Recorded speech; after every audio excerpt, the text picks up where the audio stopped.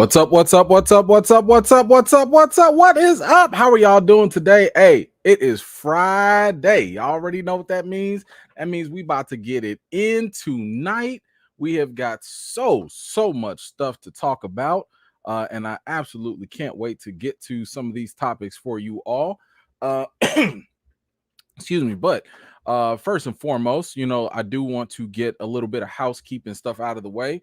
Now if you had joined our last Wednesday, so last Wednesday we did the Doctor Strange 2 spoiler discussion, right? So we went over all of Doctor Strange stuff and just the theories and breakdown, all of that stuff, right? And it was a really good time. But at the end of the broadcast, in case some of y'all missed it, I had asked you guys a question. Now, what I asked was, I've been considering, and I've had some people bring it up, enabling the membership function in YouTube. Now, what that means is basically it'd be a monthly subscription. I don't really know how much it would be. I haven't looked into it that deeply. And it could be anything like, kind of like Patreon, where like there's a $1.99 level, there's a $5.99 level, etc., right? But here's my thing, because I told y'all from the jump, I'm not really into this for all the money or whatever, but don't get me wrong. Hey, the money helps pay the bills and, feed the kids and Kobe and all of that. But at the same time, I want to make sure that if I do open up a members only type of section that is paid for, I want to make sure that you guys are actually getting your money's worth. So I am open and I'm asking you guys, what would you like in something like that? If I had a members only subscription type of feed, what would you like? Would you like maybe once a week we do spoiler discussions? Maybe we talk about a certain episode on a show. I saw earlier people were talking about like, yo, are we gonna talk about Atlanta in the latest episode? Well, we're not gonna talk about it today, but if we had the members only thing, then we probably would. But anyway, the members only thing would kind of be like, it would definitely be more exclusive, where this is content that you guys can obviously interact. We can all interact a little bit more. Things that I probably normally don't have time to talk about, I would make the time to talk about them with you all there. If you guys want to do random topics, like, I mean, I'm open. Like, this channel's for y'all too. So whatever it is, let me know. I'm gonna come back and read the comments a little bit later. But feel free to leave your comments in here and let me know what you guys would like in a members only paid subscription service in YouTube. We'll take it from there. But anyway, all right, let's get some quick shout outs here. Shout out to the replay gang, by the way. Appreciate y'all so much. Let's speaking of which, let's see. We got Donna. Donna, I see you. What's going on here? Things are lagging. I don't like that. Donna, hello. Thank you so much for making it out. I appreciate you. Let me close some things out of here because I don't know why this is going all extra laggy. Like, not a fan of that. Hold on one second. Let me just make sure ain't no extra shenanigans going on in the background, sucking up my bandwidth. Okay, I think we're good, right? Yes, I think we are good. Okay, got that. Okay, all right. Boom. All right, where are we at? We said, what's up to Donna? Okay. Let me scroll back up. Donna, I see you. All right. Shaul, what's going on? How are you? Godly, is it me? Why is this going so slow? Joey, what's going on? Hello. Come on now, Ms. Harper. What's going on, ma'am? How are you doing tonight? Love to see all the vets in the building, y'all. That's so great. Let's see, who else do we have? Y'all was talking it up. Love it. Gray, what is going on? How are you? Minister Crush, what is going on? Hello. Let's see, Shauna, I see you. What's going on? Hello. My man Nelson V is in the building. What's going on, sir? Let's see. Wait, did I miss? Okay, there we go. Cynthia, hello, ma'am. How are you? Thank you so much for making it. Knowing is half the battle. G.I. Joe, what's going on? Thank you so much for making it out. Pamela, hello. I see you. What's going on? Dang, what is up with the man? This thing is tripping. It's refreshing on me and everything. Okay, I'm back. All right, boom, Capria, I see you. What's going on? Hello, Joy. Hello, how are you doing this evening? Tyra, hello, ma'am. How are you? Kimmy J, what's up? Hello. My man Didier's in the building. What's going on, sir? Let's see, Metreon, hello. Come on now, Top Vet, Mod Squad in the building. Kristen Pratt is here. What's going on? Lionel, my man, what's up, brother?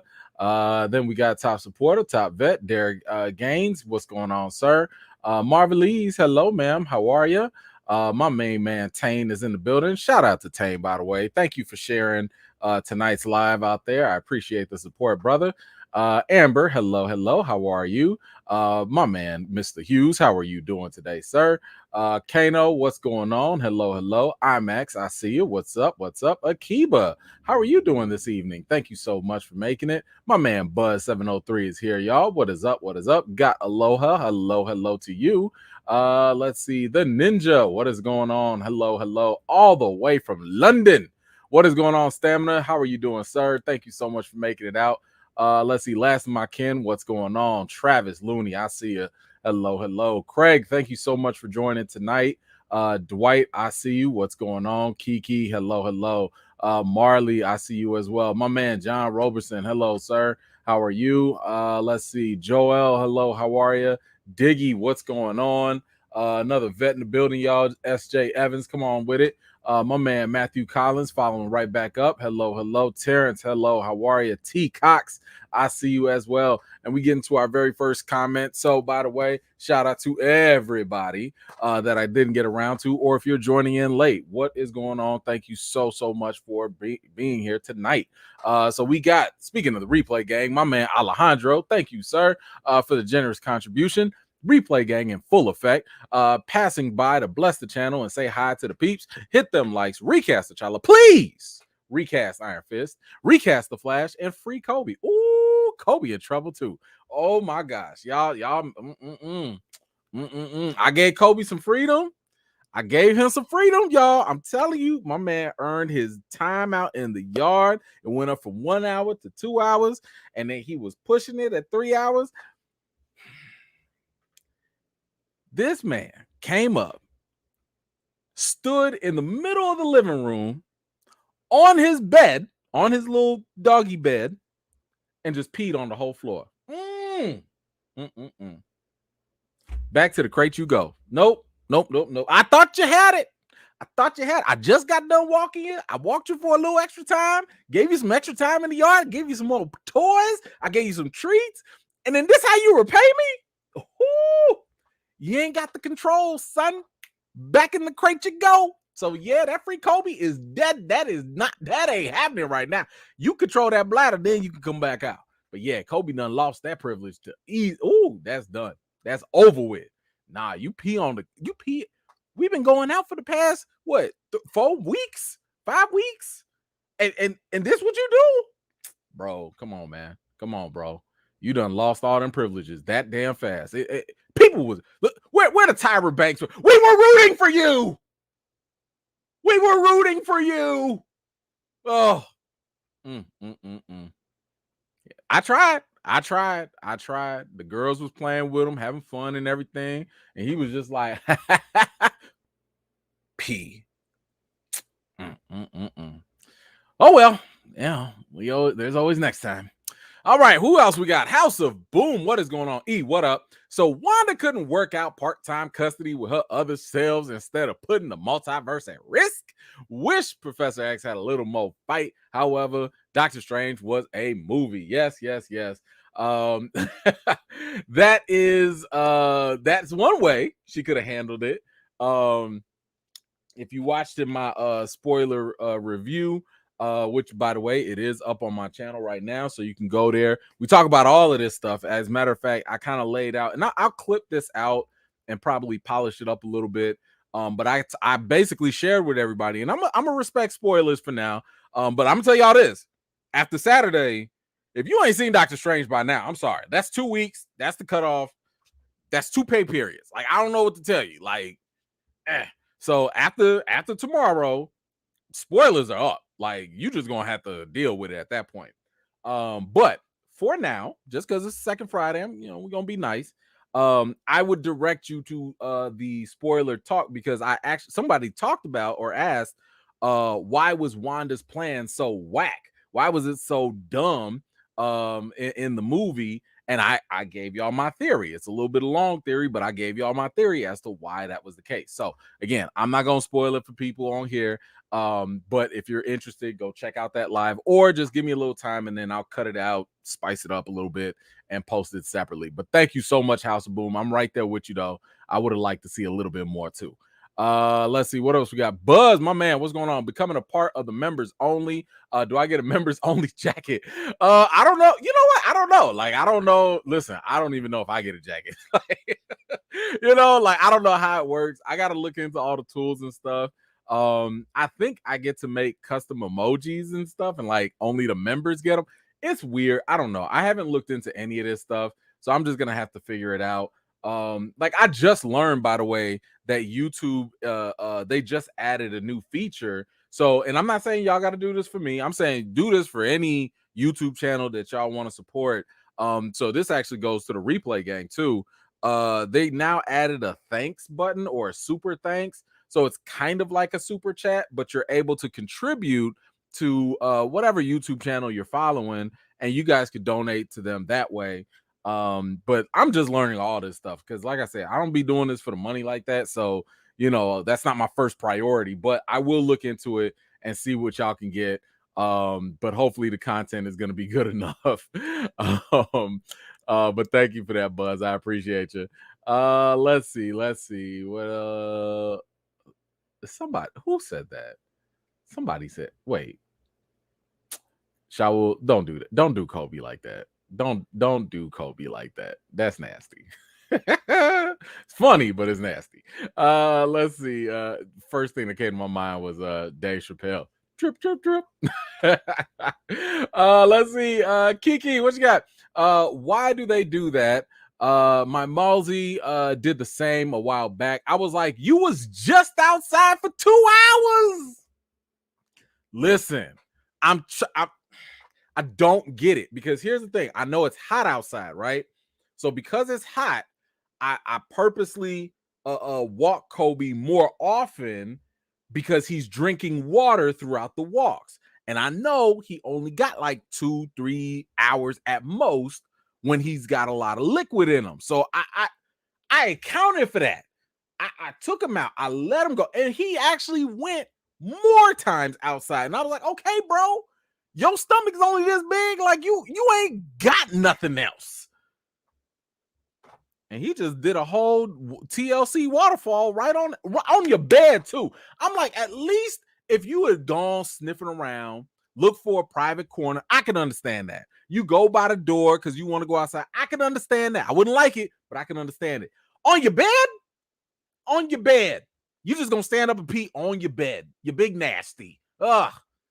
I don't know. I don't know why they do that. But thank you, Kiki. I appreciate you. I'm glad I'm not alone. Kiki and Kobe ain't alone apparently. But he gonna have to do something. Nelson V, bail money for Kobe. Look, he gonna need it. He gonna need it because he about to be in there for a minute.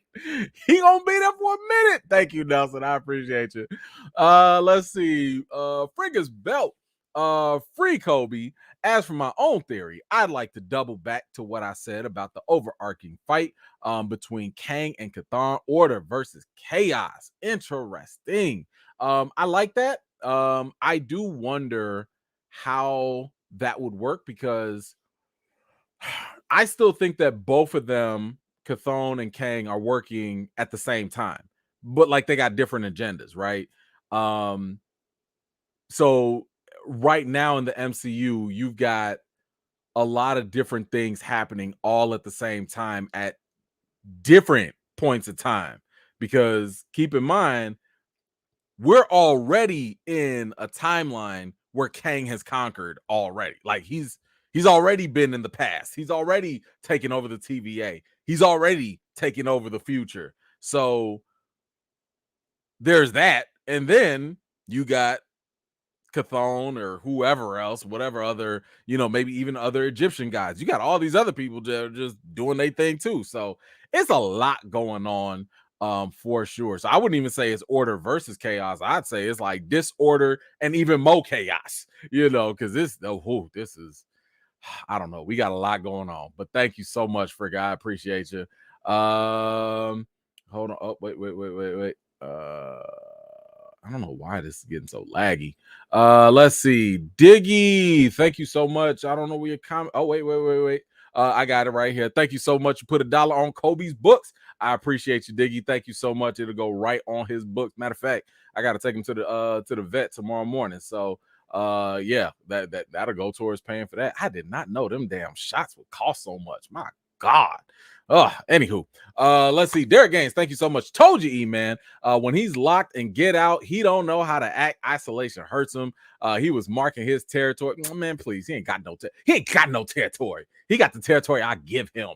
But no, the crate training is actually it's actually good though. Like it helps him control his bladder for the most part, because when he's in that crate, he's cool. He gets his sleep. He rests. He gets his little toys and some treats and stuff. And he actually sleeps throughout the night. And the moment I take him out, I'm like, yo, we ain't even taking no risk. We're going straight outside. And it's like the only time you get free time is after you come from outside and after you've been out there for 20 minutes, 30 minutes, whatever, and you've relieved yourself, you good. We've stood in your favorite hot spots. But nah, man, that isolation, he need that because he clearly does not know when it's time to go. You need to let somebody know, go somewhere else. You can't you can't do it in your bed. You can't pee in your own bed. And now he hurting too because he ain't got his bed now because we got to wash it. So he's like, well, I guess this floor is going to be, she's going to have to do. Yeah, well, stop peeing in your bed. Anywho, thank you so much for that, sir. Puma Lee, what's up, fam? It's Freaky Friday, and we got to have fun. Hit the likes, recast the T'Challa, and get reparations t-shirts. Gosh, thank you so much. Kang gang, let's go. Thank you so much, Puma. I appreciate you, man. Like, but this is a crazy week. I told y'all I got some things cooking and coming up, but unfortunately, I'm not able to talk about most of them, but I'll just say that a lot of stuff, like when I tell y'all stuff be popping up on my schedule out of nowhere, like a movie studio will be like, yo, we need this, then this, and this. Okay, I got to do this. Then I probably already said too much already, but it'd be a lot of stuff, but I got you. Thank you so much for that reminder. Frigga's belt, more dial soap and top ramen for Kobe. Thank you you know what? Who told me about it? I don't know if it was, I don't know which one. Was it you, Mara Sharice, or whatever that toy, the Congo? The Kong toy. I bought him the Kong toy. He in love with that thing.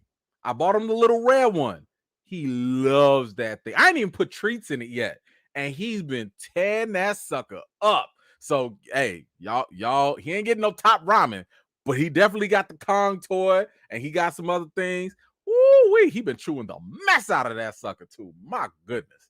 But thank you so much, Frigga. I appreciate you. Let's see. Eric Murphy. Oh, hold on. That Albanese. Yes, it is. Yes, it is. Oh, you already know. It is definitely fire. So glad that you got on that. Thank you so much for that, sir. Appreciate you. Let's see. Matthew Collins, my man. Hashtag magical Karen, domestic magical terrorist, hashtag money on Kobe's books, hashtag Illuminati wasn't ready. No, they weren't ready. Hashtag what mouth. Yes, and yes, all of that is for sure. Hey, by the way, and I'm not saying this to disrespect nobody, but I'm just saying if y'all see anybody else running with the magical Karen thing, you let them know that E-Man did it first. Okay, please let them know. Because I saw some people, I ain't gonna name no names, and I ain't calling nobody out like that. But I see some people out there just kind of throwing it out there. I'm gonna just need y'all to know this is where it came from. Okay, I just need y'all to know. So, anywho, but thank you so much for that, Matthew. I appreciate you. Let's see. Let's see. Nelson, what you got? In Loki episode 6, when Sylvie killed he who remains outside of time, did we witness a time paradox of the multiverse being created and events happen at once? So, okay, there are two things with this. One, Kevin Feige said in a recent interview for Doctor Strange that when Sylvie killed he who remains, obviously we saw Kang. That allowed one of his variants, Kang the Conqueror, to go ahead and just take over the timeline. And when you take over the timeline, what does that mean? That means that you've already taken over the past, present, and the future. Like everything's already done because it's already happened and it's happening at the same time. So time is a circle, right? So it's kind of like we just according to them, we just experience time linearly, but time is a circle. So yeah, this might be the past, but if you go all the way around, here go the future, they both happening at the same time, So I think that ever since Endgame, and I've told y'all this before, ever since Endgame, which means Spider-Man Far From Home, No Way Home, Shang-Chi, Eternals, all of Doctor Strange, everything except for Black Widow, everything after Endgame, we've been in a different timeline. The whole timeline, all the history, everything, it's been different and changed because Loki happened in Endgame. That changed everything else after. So, now personally, I have a different little theory. I'm sitting here wondering, I wonder if that change in timeline created something different. So, was the MCU before Endgame the 19999, and now we're in the 616, and maybe the two might collide in a Secret Wars? I don't know, but I'll throw that out there. Y'all can marinate on that. But to answer your question, yes, kind of, sort of, maybe. Thank you for that, Nelson. I appreciate you. Let's see. I got Buzz. What's going on? Bacon, Kobe, a cake, peanut butter into the car. All right, thank you for that. I've been thinking about doing the peanut butter thing, but so far I need to get rid of these other treats that we got. So I'm giving them those other treats until those run out first. But thank you so much for that. Let's see. Ordinary Christian, what you got? Check out the new Kendrick Lamar album. Thoughts? I have not. I have it. But I have not listened to it yet. Only because Kendrick's album, you can't listen to Kendrick's album like in the background. Like you have to dedicate some time to marinate on Kendrick's music. You know what I'm saying? Because you're not going there for the beats. You ain't going there for the rhythm. You going there because you know it's probably gonna be a mental conscious study session the whole time. So I have not listened to it yet, but I do have it, and I'll probably listen to it once this live is done. But anyway, thank you so much for that. Appreciate you. All right, so let's go to our first topic of the night. This is just more of a follow-up from the last one. In case y'all remembered, I did talk about how we have I had a watch party and everything. And if you missed it, don't worry, we will definitely be doing another watch party for Thor 4. That'll be happening around, like, I will post something as soon as tickets go on sale. So my guess, at least with Marvel, whenever the next trailer comes out, that's when they will actually drop the tickets as well. So I think that'll probably happen like maybe in the next couple weeks, because Thor comes out like in July, so they got to hurry up with that. But I did want to share a couple. Like, if you guys haven't been following me, you should. But I posted some pictures on Instagram. I posted a couple pictures on Facebook. So I did want to just kind of, share them a little bit. Let's see. There we go. A couple of them right here, as y'all can see. It was just me out there. I like to give, if I have it, I like to give y'all a little something. There were a lot of like posters here. Don't ask me why, but for some reason, I don't know why, but like those you see the posters next to the Moon Knight ones. It's like the second to the right. For some reason, those Morbius posters didn't move. I don't know why. I don't know why people didn't want them Morbius posters. But as you can see, another happy subscriber there, happy viewer. That's my man Omar right there. He's actually been to like almost all my watch parties. So that's a homie all the way from high school. That's the gift bags right there. Everybody got a little treat, little treaty treat. It had like nice little cupcake in there and a couple Albanese gummies in there too. So that was that. As y'all can see, it got. I don't know if y'all can see that. It's a little small, but it's just a little reminder to wash your hands and wash your butts. And a little reminder, with my face on there. But just look, this is what I like to see. I like to see the community out here. We got the young folks out here having a good time. Look at this. Come on now. Look at the smiles. Look at the babies too. Or the babies got scared, but that's on them.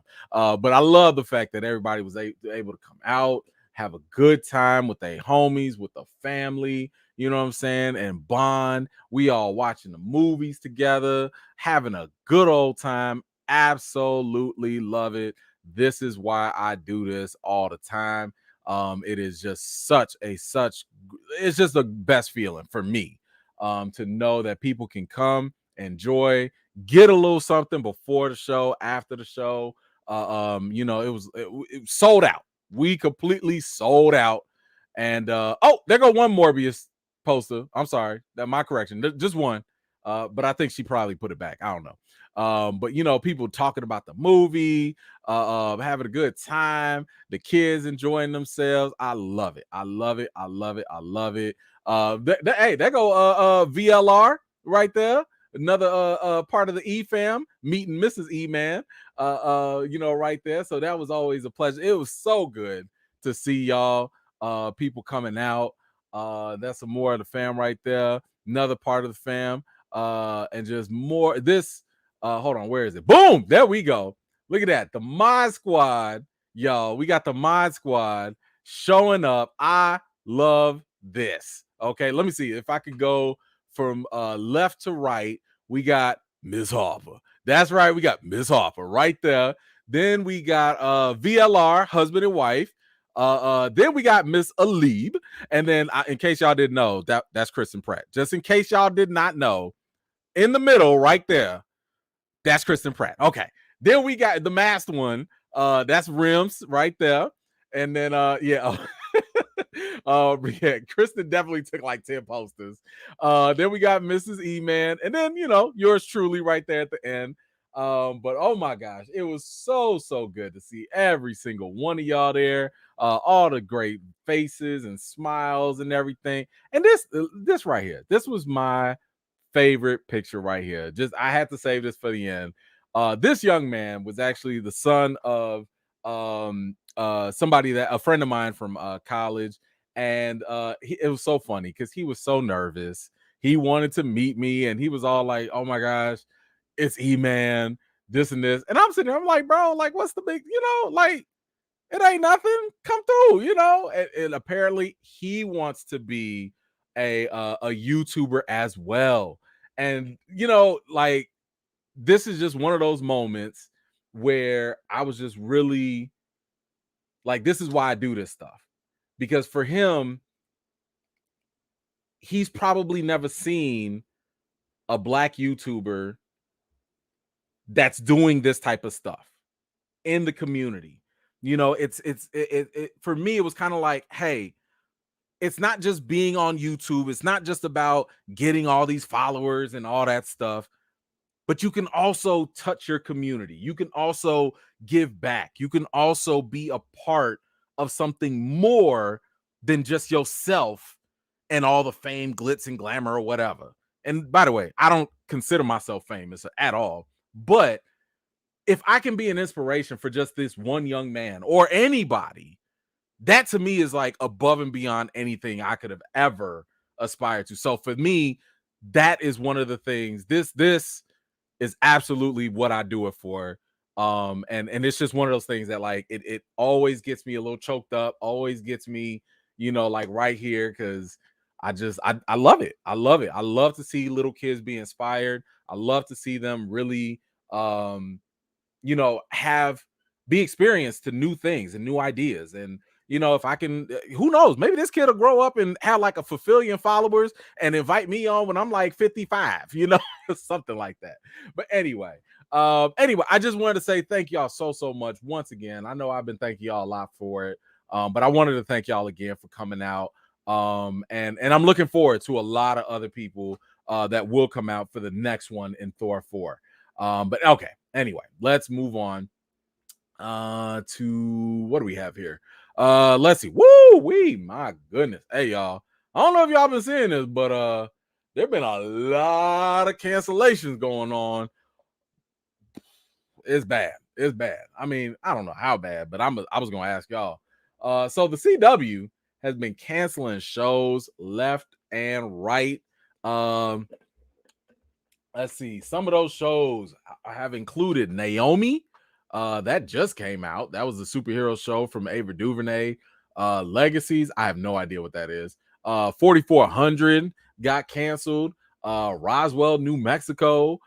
In the Dark. The new Charmed. The Charmed reboot that they were gonna do. Done with. Dynasty. Out of here. Whoo, my goodness. Let's see. Batwoman, as y'all know, Batwoman got canceled. Legends of Tomorrow got canceled. I mean, let's see. All they got left is just the Flash, Superman and Lois, and Stargirl. That's it. So now I need to watch Superman and Lois because I've heard nothing but great things about it. I heard it's actually really, really good. So I'm gonna check that out. I already told y'all the Flash needs to go. Half of the cast is already out of there anyway. Barry can only mess up the timeline so many times, so they can go somewhere with that. I ain't never watched Stargirl. I don't think I'm probably going to watch it, but I think I will start Superman and Lois and give that a shot. But my goodness, listen, all of this stuff, by the way, the timing is not a coincidence. This is like right after Discovery took over Warner Brothers, right? Or Warner Media. And Discovery was like, what is this? Get rid of this. What is all this extra fluff? Get out of here.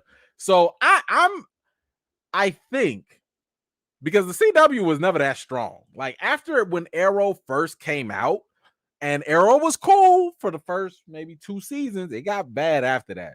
But after, Flash came around, it was cool for that little bit. And then everything else just got kind of weak.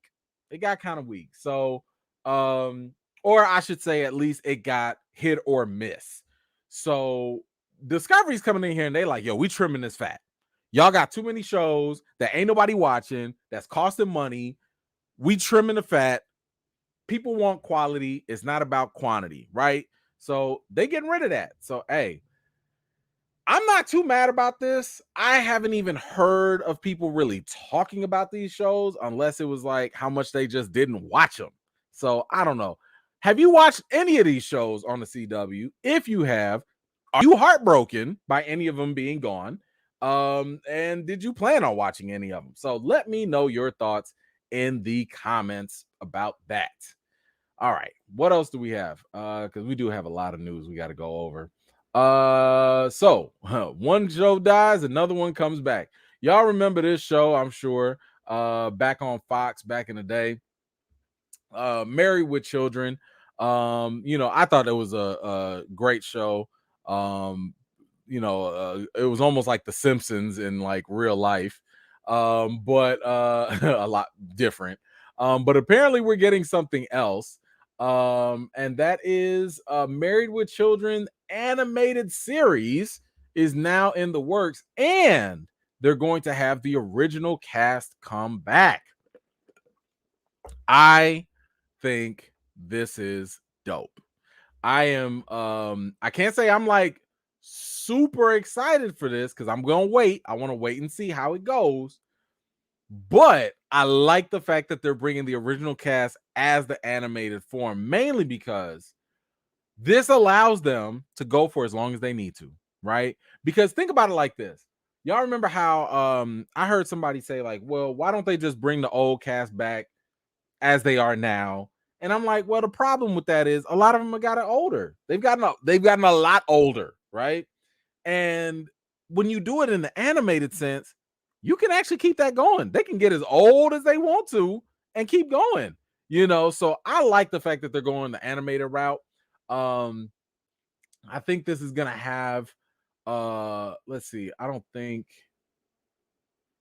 there's really much about the story or anything, but yeah, I think it's just gonna kind of be the same show. It's the same thing, same show, but it's just gonna be animated, and I'm here for it. Because like I said, with the older thing, look at Roseanne or the Connors, like they're doing that. I don't know how much that's working out for it.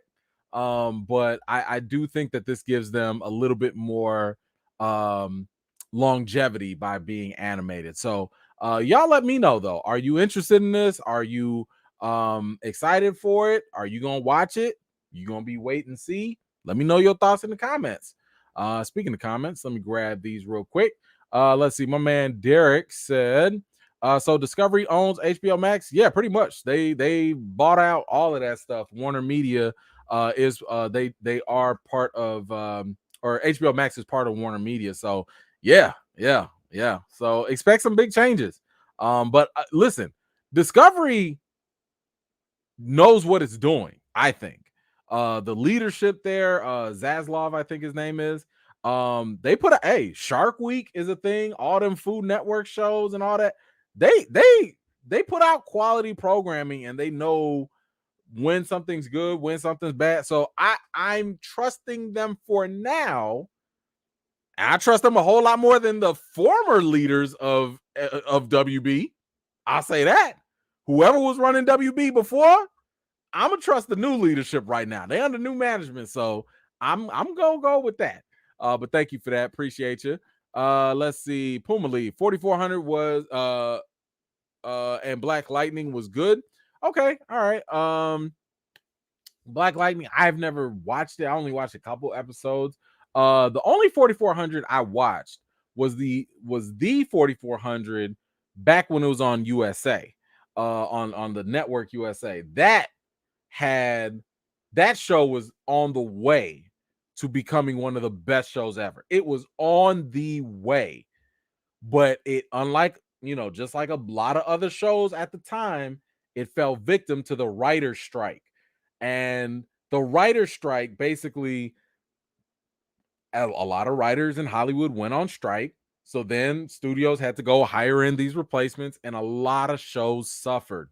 The Wire suffered. The last season of The Wire, y'all know how goat-ish The Wire is, but the last season hurt. It just fell through the cracks because of the writer's strike. On NBC, Heroes, the show Heroes, oh my God, Heroes was so fire. But by the second season, writer strike hit, whole show went down the sink. Just down the toilet. It was terrible. And this show, once again, was on the road to victory. And the 4400 were also on that trajectory too. But, but I'll take your word for it. Thank you for that, Puma. I appreciate you. Let's see. Nelson V, what you got? Let's see. Did Family Guy copy Married with Children? I don't know if I could say copied, because some would say that, Family Guy is closer to The Simpsons than it is Married with Children. I would say The Simpsons kind of laid the groundwork probably for Married with Children, because if I'm not mistaken, I think The Simpsons came out. No, did it? No, Married with Children came first. So maybe. Shoot, maybe the Simpsons copied off of them, because it's saying here that Married with Children came out in 1987 to 1997. I thought The Simpsons came out first, but maybe I was wrong. Okay. Anywho, but thank you so much for that. Let's see. Who else? Baker's Life. Thank you so much. Yes, here for the Married with Children. Used to watch the original as a youngling. Yes, good stuff. I definitely watched it. Listen, I was a fan of Polk High, you know. I always wanted to get a Polk High jersey myself. But yeah, I'm with you on that. Thank you so much. Puma, what you got again? Psycho Dad, I can't wait for Al. Let's rock. Oh, yes. Man, I wonder how much they're gonna be able to do. Like, can they do the no women's allowed club again?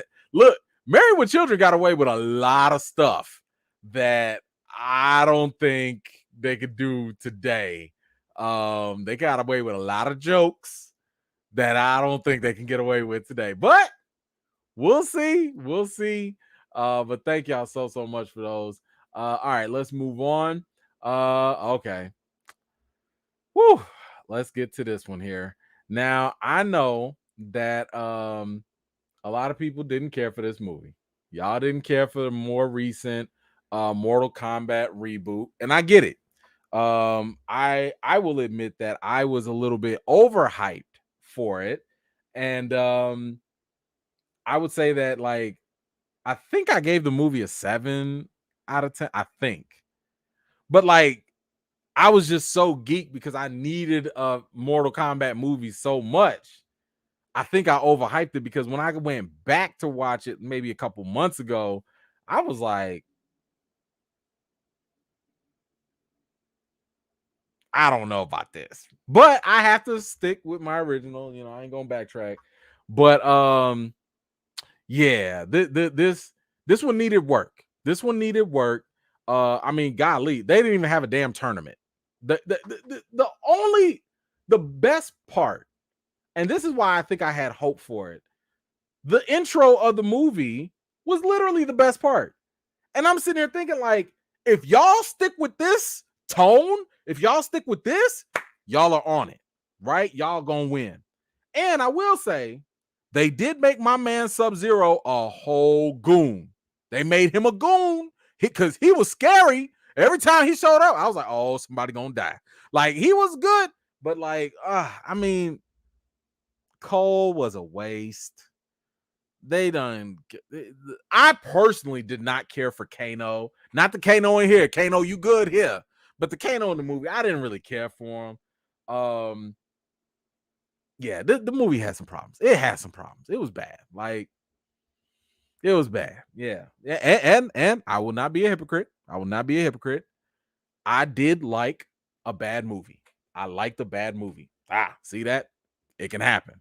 Anywho, we got an update from I believe it's the writer for the new one. And they said that they're teasing the sequel's unexpected story. Okay, so let's see what they had to say. Let's see. He said, it's really fun so far. We're about halfway through the script. I'm working really closely with the director and the studios and the game guys. And I think I can't say anything about the actual story, but I think they definitely learned some lessons the last time around in terms of here's the stuff fans responded to, and here's what people liked out of the movie, and here's the stuff that didn't work out as well as we hoped. So we're really looking at this as a chance to take everything that worked in the first one and do it even better and give audiences even more and make something that is just incredibly satisfying and really exciting and unpredictable. Okay. Here, I just don't need y'all to try and be extra with it. Mortal Kombat is, if I would, and y'all let me know what you like about Mortal Kombat the most. But for me, you don't have to give me a super deep story, even though I wouldn't mind it because I like it when the games go a little bit deeper, right? But when it comes to a movie, you got to hit me up with superior martial arts. Like, I really need to see The Raid level martial arts. I'm not talking about some scripted, hiya, Hadouken, don't give me none of that Street Fighter level BS from the 90s. I need some straight up balls to the wall, rated R graphic. Just get some real fighters in there. I want some real fighting. Then I think the number one thing we know Mortal Kombat is known for, you better give me them fatalities. You better give me them fatalities. Should nobody be safe? Give me them fatalities like nobody's business. Okay? Make me cringe throughout the movie. So we need martial arts. We need fatalities. We need a tournament. It's called Mortal Kombat. It's a tournament. I don't know what else. What else do y'all need? Because I think those are the three. If you give me those three basic things, good ass martial arts, a tournament, and fatalities, graphic, I'm in there. I'm in there. I mean, and when I talk about, yes, hold on, who said that? Yes, I want that too. Give me that too. Give me that too. Give me the combos. I want all of that. Okay, you give me that, you have a fantastic movie. What I'm trying to say is, it doesn't take a lot to give a great Mortal Kombat movie. You don't even need name brand talent. You really don't. You just need those core elements, and you should be it. You should be it. Let me see. What else? Did he say something else? Okay. I don't know why he said this, but let me just read this other part. Let's see. The writer made it clear that they don't necessarily have to have the same tone as the MCU. Okay. I don't think it's necessarily going to have the same tone as the MCU, but it's definitely going to have some of my sensibilities. By the way, that's because I forgot. The reason why the MCU thing is even brought up, the writer of Moon Knight is the writer for Mortal Kombat 2. Now, okay, Moon Knight writer, you did a great job in a couple episodes of Moon Knight, but that last episode was mighty rushed. It was mighty problematic. I'm gonna need you to you better learn. You better learn. Don't just learn about what happened in the first Mortal Kombat movie. Learn about what the hell you messed up on Moon Knight too, because you messed that last episode up. Anyway, let's go back to what they had to say. I don't think it's necessarily going to have the same tone as the MCU, but it's definitely going to have some of my sensibilities. That was part of my pitch to them. This is Mortal Kombat. We have guys who are ripping off their faces and breathing fire. It's a weird universe.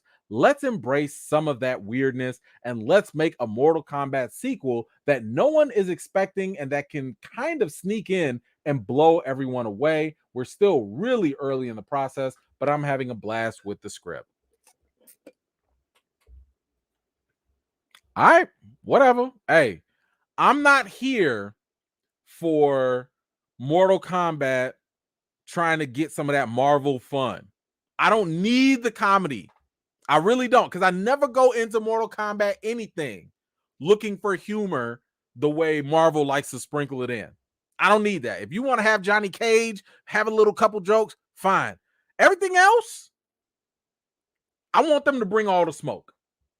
And I want it to be constant smoke. I don't even know if y'all need to have lines in this movie. Y'all just keep the fist flying, get some fireballs. Look, if Luke Kang got to turn into a dragon, turn him into a dragon. I don't care. If you explore outer world, get the all the Quan Chis and all that, do all of that. I want to see somebody's face get eaten off. Okay, I want to see so like just people just sliced in half. Okay, I want Reptile to melt somebody with his acid breath, this hot breath, just melt them. Give me all of that. I don't even care about the story. I don't even care who wins Mortal Kombat. I just want to see the violence. I just want pure, unadulterated violence. That's it. Anyway, and of course, throw in a couple things. Don't get too cheesy with it too. Don't be all cheesy, and having some random person come in and be like, "Whoopsie!" Don't do that. We can do that in the audience ourselves. You do it, or you better have somebody do an uppercut. I want to see an uppercut. Oh, give me an uppercut and blow somebody's head off. Come on with it. Come on with it. And I give y'all bonus points. I will give y'all bonus points if you can do a fatality that we ain't never seen before. That's it. You give us a fatality we ain't ever seen before. That is how you can be unpredictable. That is how you can win us over. Because I don't know if y'all do this, but whenever Mortal Kombat games come out and they show us like the new game or whatever, they be showing, what do they show? They don't show you the storylines. They barely show you the new characters. They show you all the fatalities. They show you like, oh, look at what this new character can do in this fatality. Look at what they can do here and there. That's what I want to see. That's what I want to see.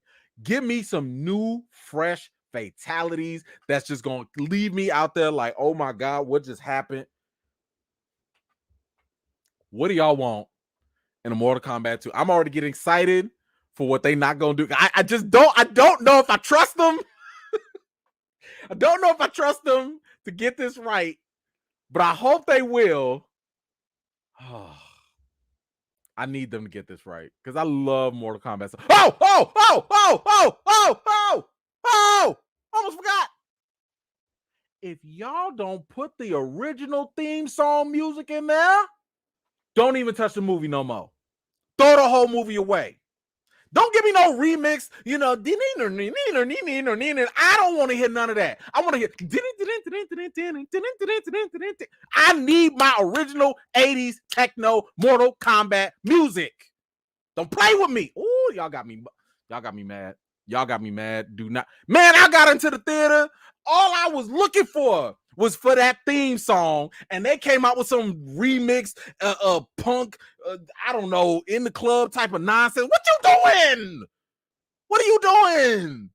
You ever be looking for your favorite song and you see it and you select it, and then all of a sudden it comes out to be some funky flex, weird remix version of it? What is this? I can't get jiggy with this. Get the boy. You see, y'all better make this movie right because it's too easy to make. This movie is too easy. It takes more effort to screw this movie up than it does to just execute it properly. Okay. I shouldn't be this upset. I don't know why. I don't know why this got on my nerves. I really want a good Mortal Kombat movie. I will go back and watch the original to this day.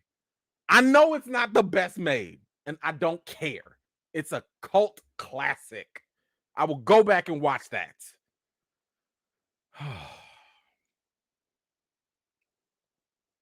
I'm sorry. Anyway, let me know, what would you like to see in a Mortal Kombat 2 movie?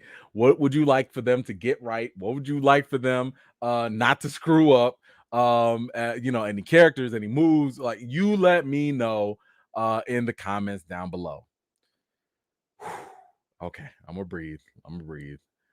Got me all the way in my. Oh boy, they better not. I might mess around and go write me an article. I might have to. You know what? Yes, I think I'm gonna write this for Screen Rant so that, because I know they're gonna pay attention on Screen Rant. I'm gonna go write this article so that the writers ain't got no excuse. I'm gonna tag them too. If they on Twitter, I'm gonna tag them straight to the article. Be like, look, I'm talking to you. Okay, get this right. These 5-6 things. Do this, and you can have all my money. You do this, and we in there. Y'all better start looking for that stunt choreography team right now. Don't be getting them cheap ones either. Listen. Okay. Derek Games, what's going on? The Simpsons came out first in the Tracy Ullman show, then Married with Children. Now, if you go by who had the first sit with MWC did. Okay. All right. Thank you for that. I appreciate that, Derek. Let's see. Puma, what you got? Facts time. Simpsons was a side skit. The Tracy Ullman Show, yes. Married and in Living Color all premiered in the same year on Fox when it was good. Yes, this is also facts. Thank you so much for both of y'all dropping the facts on here. Buzz 703, they need to watch the first movie, Mortal Kombat. Listen, the first movie was not perfect, but at that time, what was that? 95, 97, something like that. At that time, it was gold to me. I mean, I was a young kid at the point, but still, it was gold to me. If you took the same movie from the first Mortal Kombat and just gave it updated graphics, that would have worked. I would have taken that. I even like the second Mortal Kombat movie too. It was really trash. I mean, the second one was very, very bad. But I'll still watch it. I will still watch it. Oh, yes, I will.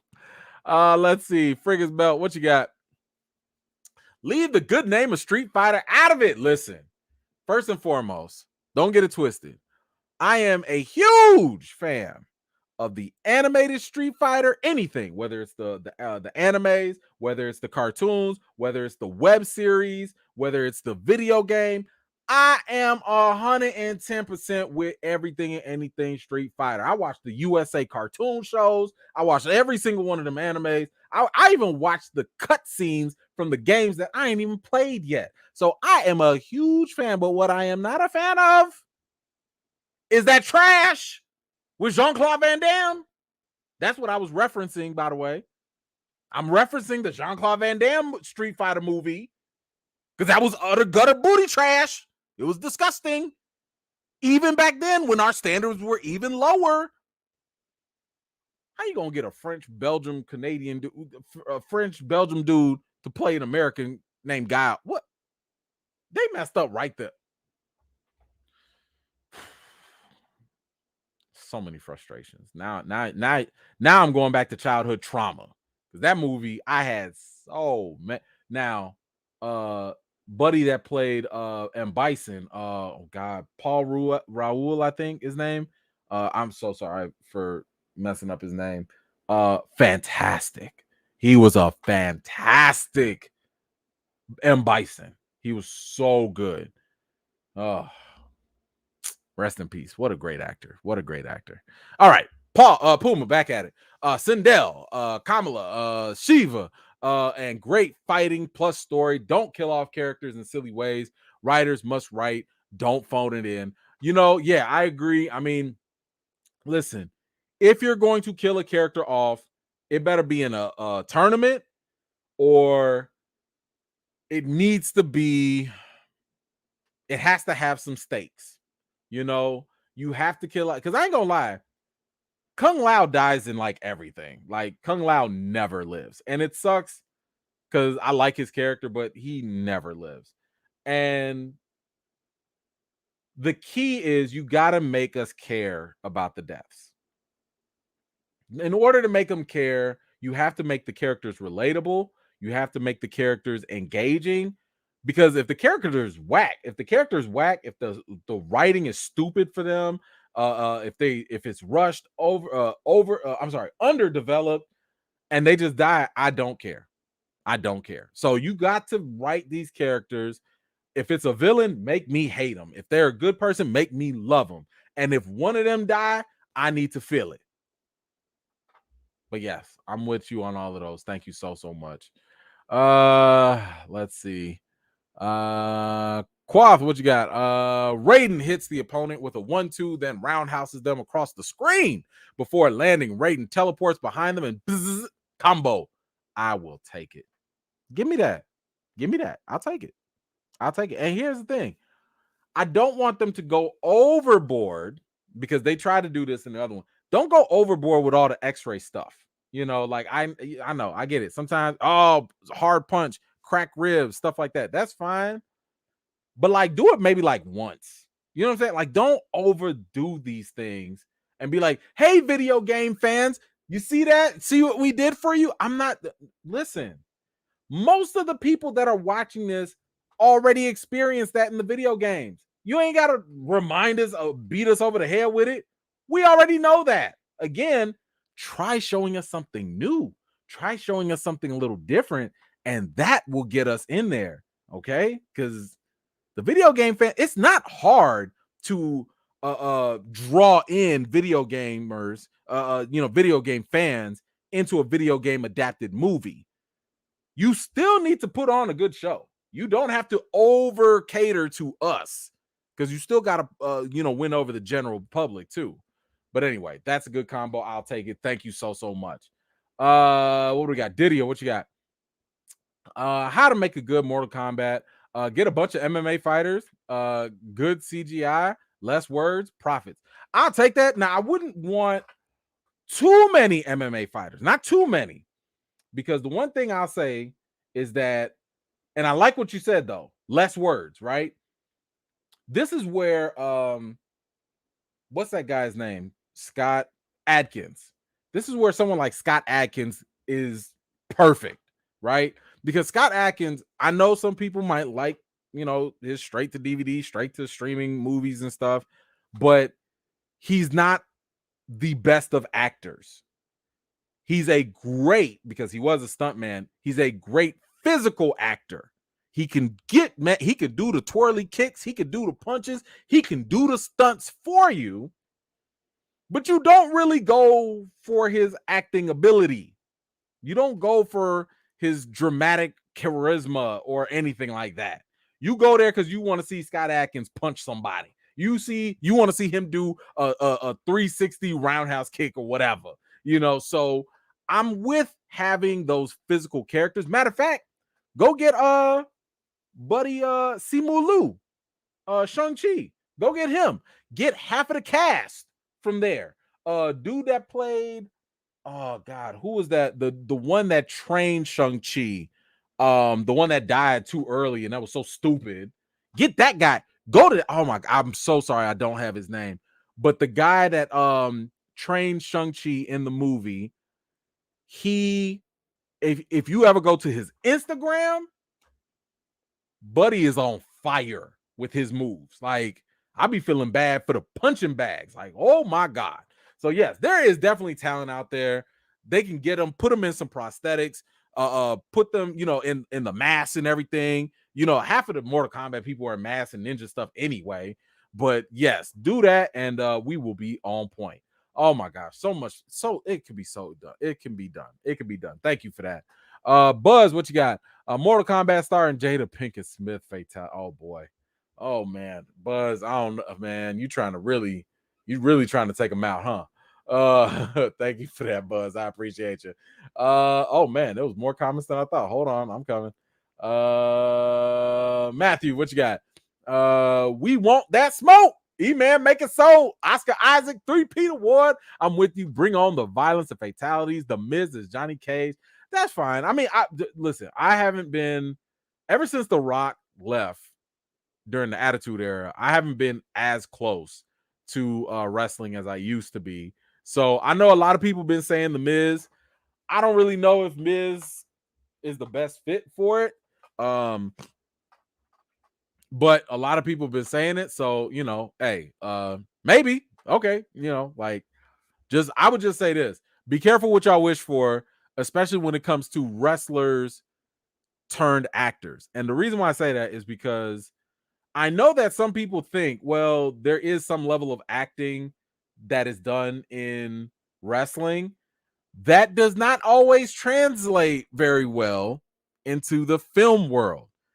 Every wrestler, and I'm talking about every single one, Hulk Hogan, Macho Man, The Rock, John Cena, Dave Bautista, Roman Reigns, almost every wrestler, almost everyone that has gone from wrestling, and they have all their little promos, they be doing all their stuff. When they go from wrestling to either TV or movies, it's not that good. So I'm just saying that acting takes you kind of surprised because you're like, yo, I just saw you cut a dope promo.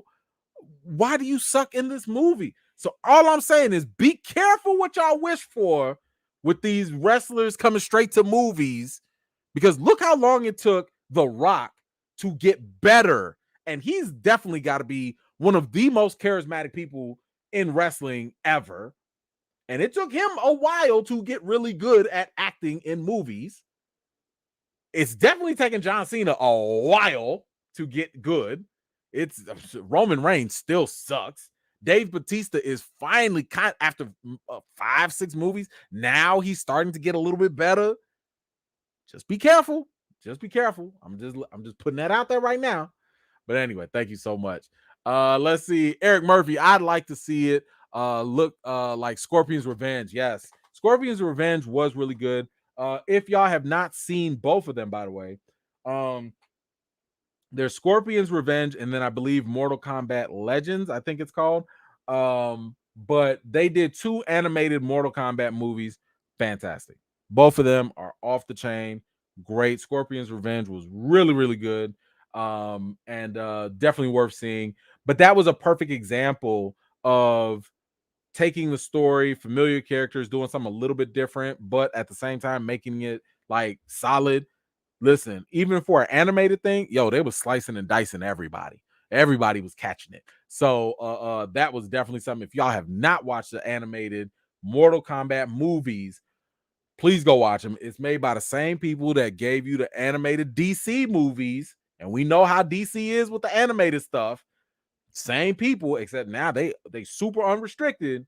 Go watch that. That was great. Totally with you on that, Eric. Thank you.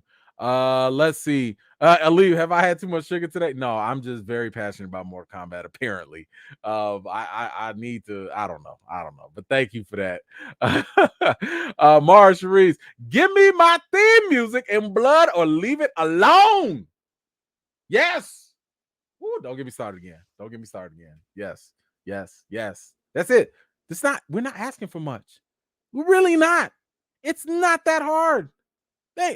Listen, there are some things that can be modernized. The things that should be modernized are the fatalities. I don't need to go to a Mortal Kombat movie and see a CGI skull head of Scorpion and just do a little flamethrower mouth. Listen, I got over that in the 90s. It was dope in the 90s. I don't need to see that now. You mean to say Scorpion ain't got nothing else better than some hot breath? Nothing as dope of a warrior as Scorpion is. Scorpion can he could teleport you and throw you in a lava pit or something. You mean to tell me he can't do nothing else but just hit you with his unmentos fresh breath? That's it? Come on now. Modernize the fatalities, but give me the classics with the music. You want to know where a perfect example of that is? Go back and look at Doctor Strange 2. What did they do? They didn't mess with that X-Men music. They lowered the volume, but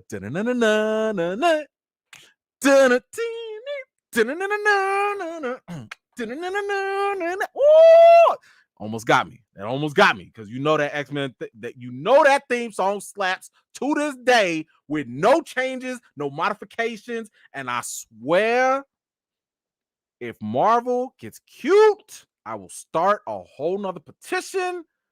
Don't y'all change that theme music. Oh my God, don't do this. Y'all gonna make me have a whole blood aneurysm in my forehead. Leave the music alone.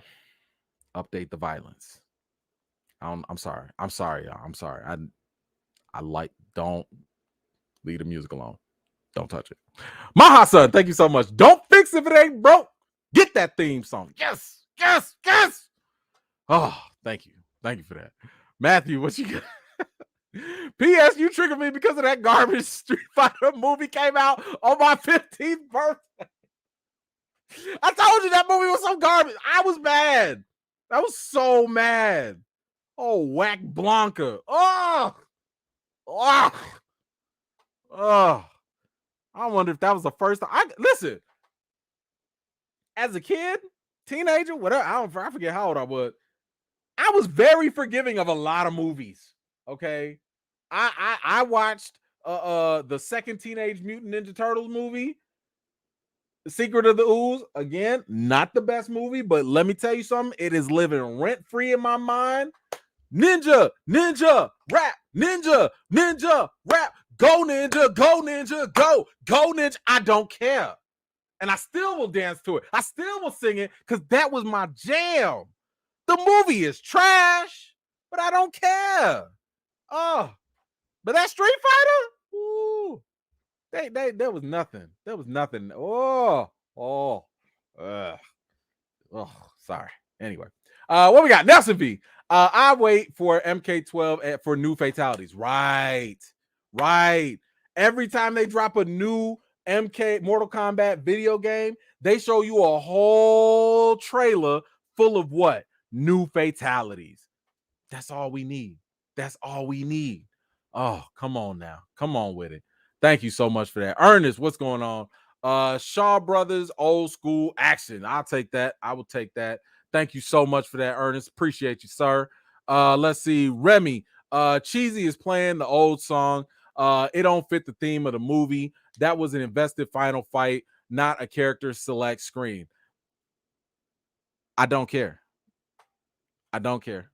And by the way, I didn't say you had to play the old school theme during the old fight. I'm saying just play it, whether it's the intro, whether it's the end credit scenes. Play the song. And when you play the song, don't change it. If you're going to play something for the final fight or something else, do something else. Don't remix the song. That's all I'm saying. When you give me the song, don't mess with it. That's all. And I didn't care when they threw that thing in there and it threw the whole vibe off for me because you started playing it and I was like, oh, here it comes. And then they had like all these weird remixes. I was like, yeah, and it started taking me out because you threw that curveball in the movie and I'm like, I can't even enjoy this because you set me off. You know, it's like when the DJ, when you like in the club and you like getting it in and, you know, you getting your mean two-step in there, you know, doing your little A-Bay slide and all that. And then next thing you know, the DJ playing your song, you hear that intro and then he remixing and you like, And then now you got to go get a drink because you got to try and make yourself have a good time now because the song selection is whack. Anyway, thank you, Remy. I appreciate that. Let's see. I'm coming. Armed Gamer. Hey, man, you gonna do a meetup for Thor? Might fly out from New Jersey for that. Yes, I will. And keep an eye for when tickets are on sale. What I'll do this time, I think I will buy more seats because last time I bought 150 seats and that filled up, like literally the entire theater filled up. So I'm gonna have to buy more seats. I'll buy more seats, but yes, Thor 4 is going to be the very next one that we do a watch party for sure. Thank you so much for that. Let's see. Nelson, Shinjuku and Mortal Kombat Deception trash. Woo! So much trash. Thank you so much for that, Nelson. I appreciate you.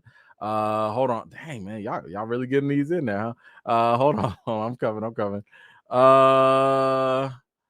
Let's see. Derek Games, what you got? Get the guy from the Ray 1 and 2. Yes. Get all of them. They already got one of them who's playing Sub-Zero. Joe Talisman, I think his name. He was Sub-Zero. And look how good he was. He was like one of the best things. Yeah, get all of them. Get every single one of them in there. And that's all I need. Let's see. Black Widow, what you got? Thank you so much, Diane. Appreciate you. Let's see. Tony John, the guy from Into the Borderlands, need to be an MK2. Let's go. Yes. Get everybody. All hands on deck. All of them. And let's go. I want bloodshed. I've never wanted so much violence before in my life. And I'm a pacifist. I don't even like violence, but I want the violence. Puma, thank you. Cast and crew from Warrior, facts. Or Wu Assassins. Too many great fighters. Show the Crypt and the Tower combos are a must. Yes. I love Warrior, by the way. On HBO Max. Oh my gosh. Into the Borderlands. Fantastic. Oh my God. There's so much talent out there. So much talent. Ooh, so much. Scorpion plus Mentos equals Sub-Zero. Yes, it does. Thank you, Frigga. I appreciate that. Let's see. Hold on. Let me get it. Hold on. I'm coming. Remy, back at it. Let's see. TBF. Okay, they slowed the X-Men theme. Yeah, I know, but they also lowered it, so you couldn't really hear it. I know. All love though, just spark a debate. Although I'm probably alone in this. Love the chat. Hey, I appreciate you. I know they did. Look, it wasn't too much. It's not like they chopped and screwed it. You know what I'm saying? Like it was still. You still heard the. I can take a little. Just it wasn't too bad. It wasn't too bad. But you're not wrong. You're not wrong. Let's see. Thank you for that. Darius, what you got? Anthony Mackie as Darius. Who? And Mortal Kombat 2. All right. I thought y'all said y'all didn't want quick deaths. Like I thought y'all didn't want the. I mean, good luck with that. Good luck with that. Thank you. Let's see, Buzz, Lady Shiva in the mix for Mortal Kombat. I'll take it. Whatever. Give me all of it. Whatever. Okay. Now let's move on to the next topic. I did not think that was going to be the longest topic. Oh my gosh. Okay. What do we got? We gonna do some what we got? We got some things we need to look at here. Hold on.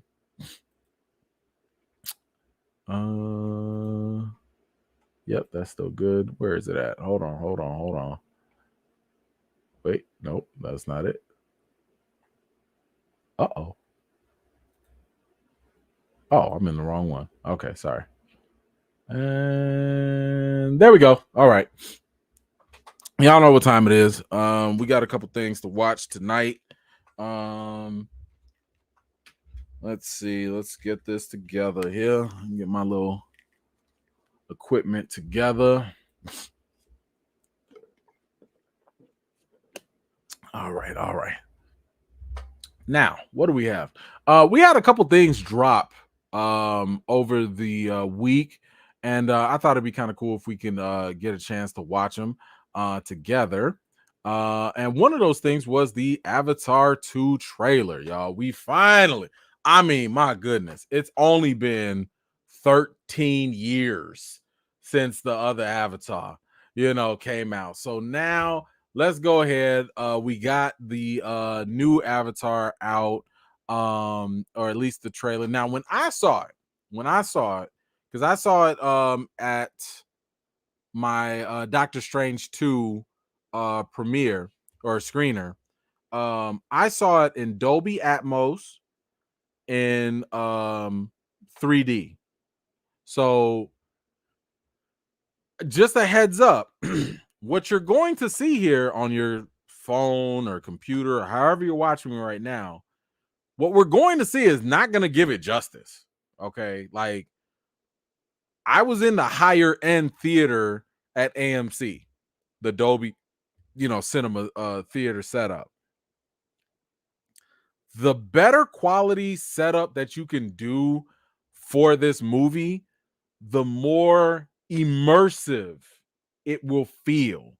So all I'm saying is, if you watch this movie at home on your regular TV, I don't care what screen you got.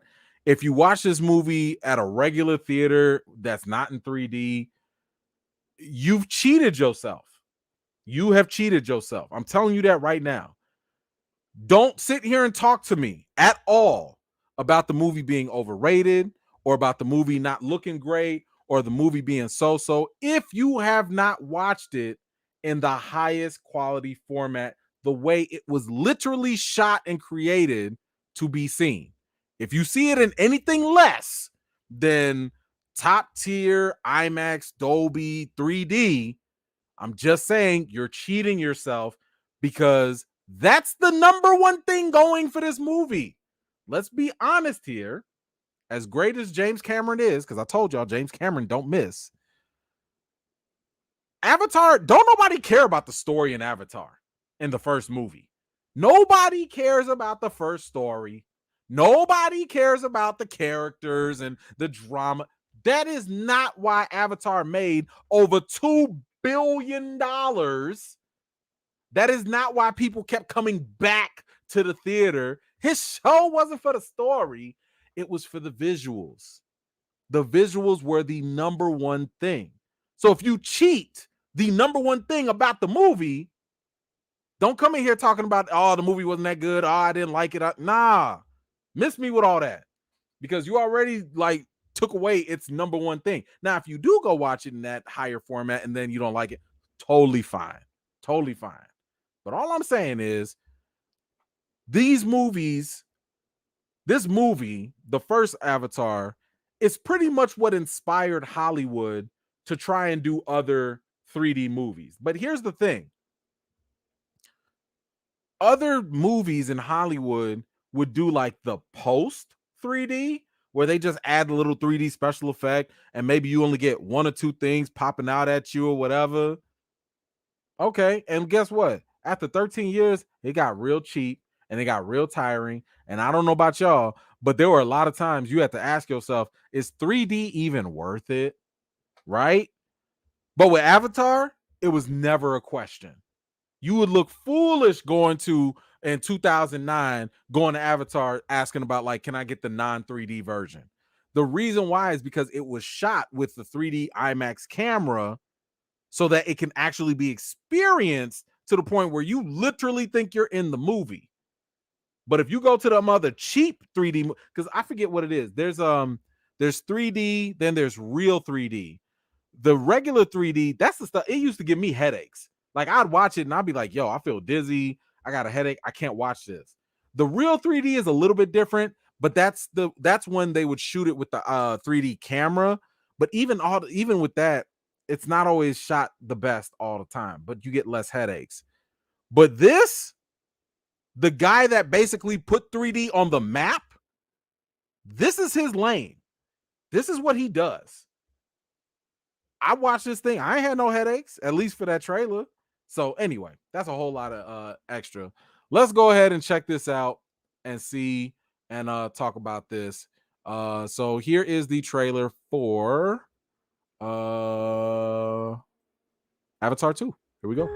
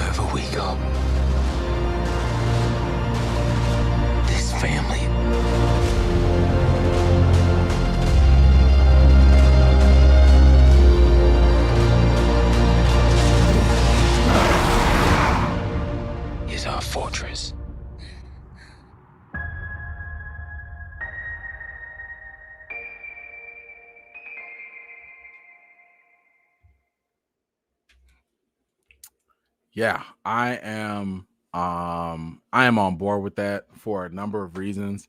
I will say this. I love the fact that I have no idea what the story's about. I don't know if they finna go to war or if they all about to have a pool party in the ocean. I don't know. And I don't really care. I just love the fact that again, watching this in the theater, for me, watching it the way I saw it with the glasses and everything, when they was in the water and everything, I thought I was in the water. when they were in the forest walking through and everything with the grass, I thought I could touch the grass. This definitely did not feel like that cheap 3D that we've been getting for the past decade, because they have made those things very gimmicky and very, like, hey, here's just an easy way for us to charge more money. This, y'all gonna have my money. This, I will go watch this, because the one thing I'll say is, like, even though the story might not be the deepest, and maybe it is, I don't know, I'm going there for the visual experience, because honestly, that's what we went to the first Avatar for. We went for the visual experience. You could have watched the first Avatar movie on mute and you still would have had a good time with it. So I am definitely looking forward to this, and I cannot wait for it. And here's the funny thing, because, like, remember, I think we talked about this before. Who was it? It was Zoe and it was Stephen Lang. They both got the script for this, and they said, reading the first couple, the first couple pages of the script, they were all of a sudden like busting out into tears. Okay, I mean, I can't really imagine Stephen Lang just crying over stuff like that, but okay, that sounds like y'all got a good story. This is coming from the same director that gave us Titanic. Titanic had a lot of people in their feels. Titanic had people coming back over and over and over and over again. So there's a lot here on the shoulders of James Cameron. He's gonna have to live up to the hype of making us wait 13 years for this thing, with all the send-offs of, hey, it's coming, hey, it's coming. Matter of fact, we having 2, 3, 4, 5 movies coming in, but we have it now. Anyway, what did y'all think about it? And let me know what you think. Like, are you excited to go see this? Are you planning to go pay for the 3D? I don't know. Let me know in the comments down below. All right, let's get to some of these comments here. Matthew, E-Man, when you bring up the TV, VCR, and the cart, takes me back to elementary and middle school. Nap time. Yeah, hey, that's exactly why I got it, because that's what listen, I told y'all in elementary school, when they bust out that AV cart and everything, I'd be like, yo, it's time to shut my brain all the way off. I'd be like, I ain't learning nothing no more. I'm just here to like just watch this little movie until it's recess time or time for lunch or time to go home, and that's it. That was usually when the substitute came in. But yes, that was definitely the feeling I was going for. So I'm glad you got that too. Let's see, who else do we have? Puma Lee. Now I have to go back and watch it in 3D. Wow. Yeah, no, seriously. If you happen to, if a theater is showing it in 3D, it's so worth it. Like, I immediately remembered what it was like from 2009, and I was like, this is what we've been missing? Like, what the hell have we been getting the last couple 13 years? Because whatever this is in this 3D, woo, because here's the test that I usually give people. The test I usually say, if a movie has cheap 3D, do you even remember the 3D after the movie? Or while you're watching the movie, do you remember that it's still in 3D? Because a lot of times these movies will be in 3D, and even while they're in 3D, they will just not really show a lot, or they'll just give you that one little pop-up scene, that one little scene that, like, oh, look at that tentacle that came at your face, and that's it. Like, they don't show nothing else. And then you forget that the movie's in 3D. But Avatar, it was always that feeling of like, I think I'm like in this movie, So anywho, we'll see what happens. But thank you so much. Hope you do get to see it in 3D, sir. Let's see, Team Tech Boy, what you got? I have to head out early. Have a great weekend, EFAM. Hey, no doubt. Take it easy. Thank you so much, Team Tech Boy. Appreciate your contribution. Let's see. Hold on. Refreshed on me. Let me scroll back up.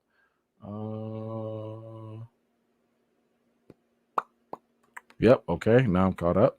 Hold on. Pumali. There we go.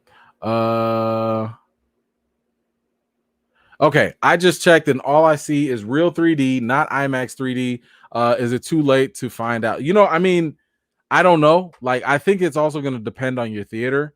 I know for me, I'm gonna look at AMC because I want to go. If I can't go to IMAX, because I would this would be a movie I would travel even further to, like Navy Pier or some other place. I want to go see this in IMAX. Like, I'm not watching this thing in some regular theater and they just hand me some, regular 3D glasses. Like, I want to make sure it's the biggest screen, it's the best experience, the best quality sound, and then I'll take it from there. But I would just keep looking if I were you. I don't know if they're doing IMAX 3D, but my guess is that if I'm James Cameron, I'm not even releasing this movie in standard versions. Like, y'all gonna take this 3D or nothing at all, because that's literally what this guy has. That's been his lane. That's been his whole MO. That's why he took a break, because he wanted people to see things the way he shot them. He's a very, very dedicated and serious filmmaker, So I would say keep looking, but if that's the best you can get, all good. I understand. Let's see. Baker, what you got? Visuals are amazing, emotional. Just watching. Hey, cool.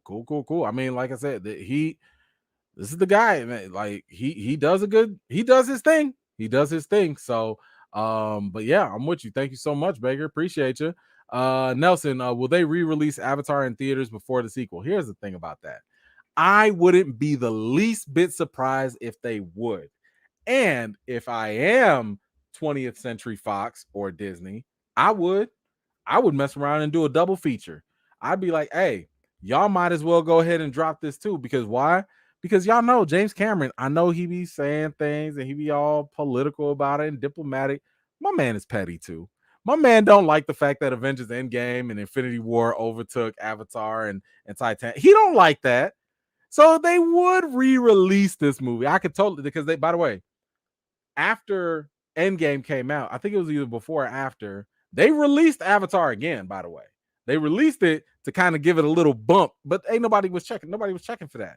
But now that the sequel's coming out, it would be the best time to get re-released right before the movie, refresh everybody's minds, and then also bump up that box office. And who knows, maybe it retakes its number one spot. Maybe. Anyway. So yeah, I wouldn't be surprised if it is re-released or not. But anyway, let's move on. We are going to we're gonna keep the headphones on because we got something else we gotta watch. Something else came out, and it was Resident Evil. Netflix announced that they were going to do a Resident Evil series, and we finally got two trailers actually. Now, I'm gonna let y'all know this right now. I haven't watched all of them, so I don't know what we're gonna see. I just saw that they were posted. But Resident Evil is, meant to be scary, meant to be gory, bloody, and all that. Mortal Kombat. But so heads up for anybody that if you a little scary and you don't like stuff like that, just kind of heads up. I don't know what to tell you. But we're gonna watch I think the two trailers for Netflix, Resident Evil, and check them out. I will say that I am excited for it just because I'm a fan of Resident Evil, although I will say I ain't never playing the games. I've never played the games, and I won't play the games because I don't play that. I don't like that whole walking around jump scare thing. It's not for me. I know myself. All right. I like scary movies, but I ain't playing no scary games. That just hey, look, don't tell me nothing. Don't try and convince me. Don't say nothing. Mind your business. Okay? Leave me alone. I ain't playing that damn game.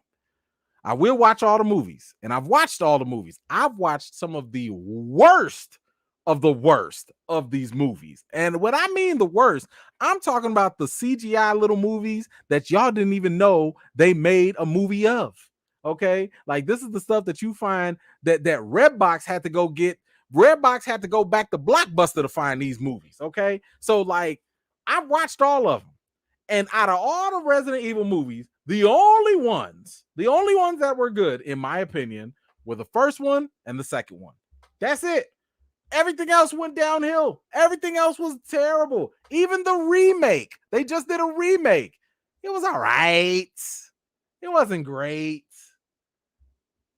But the first movie and the second movie, they got it.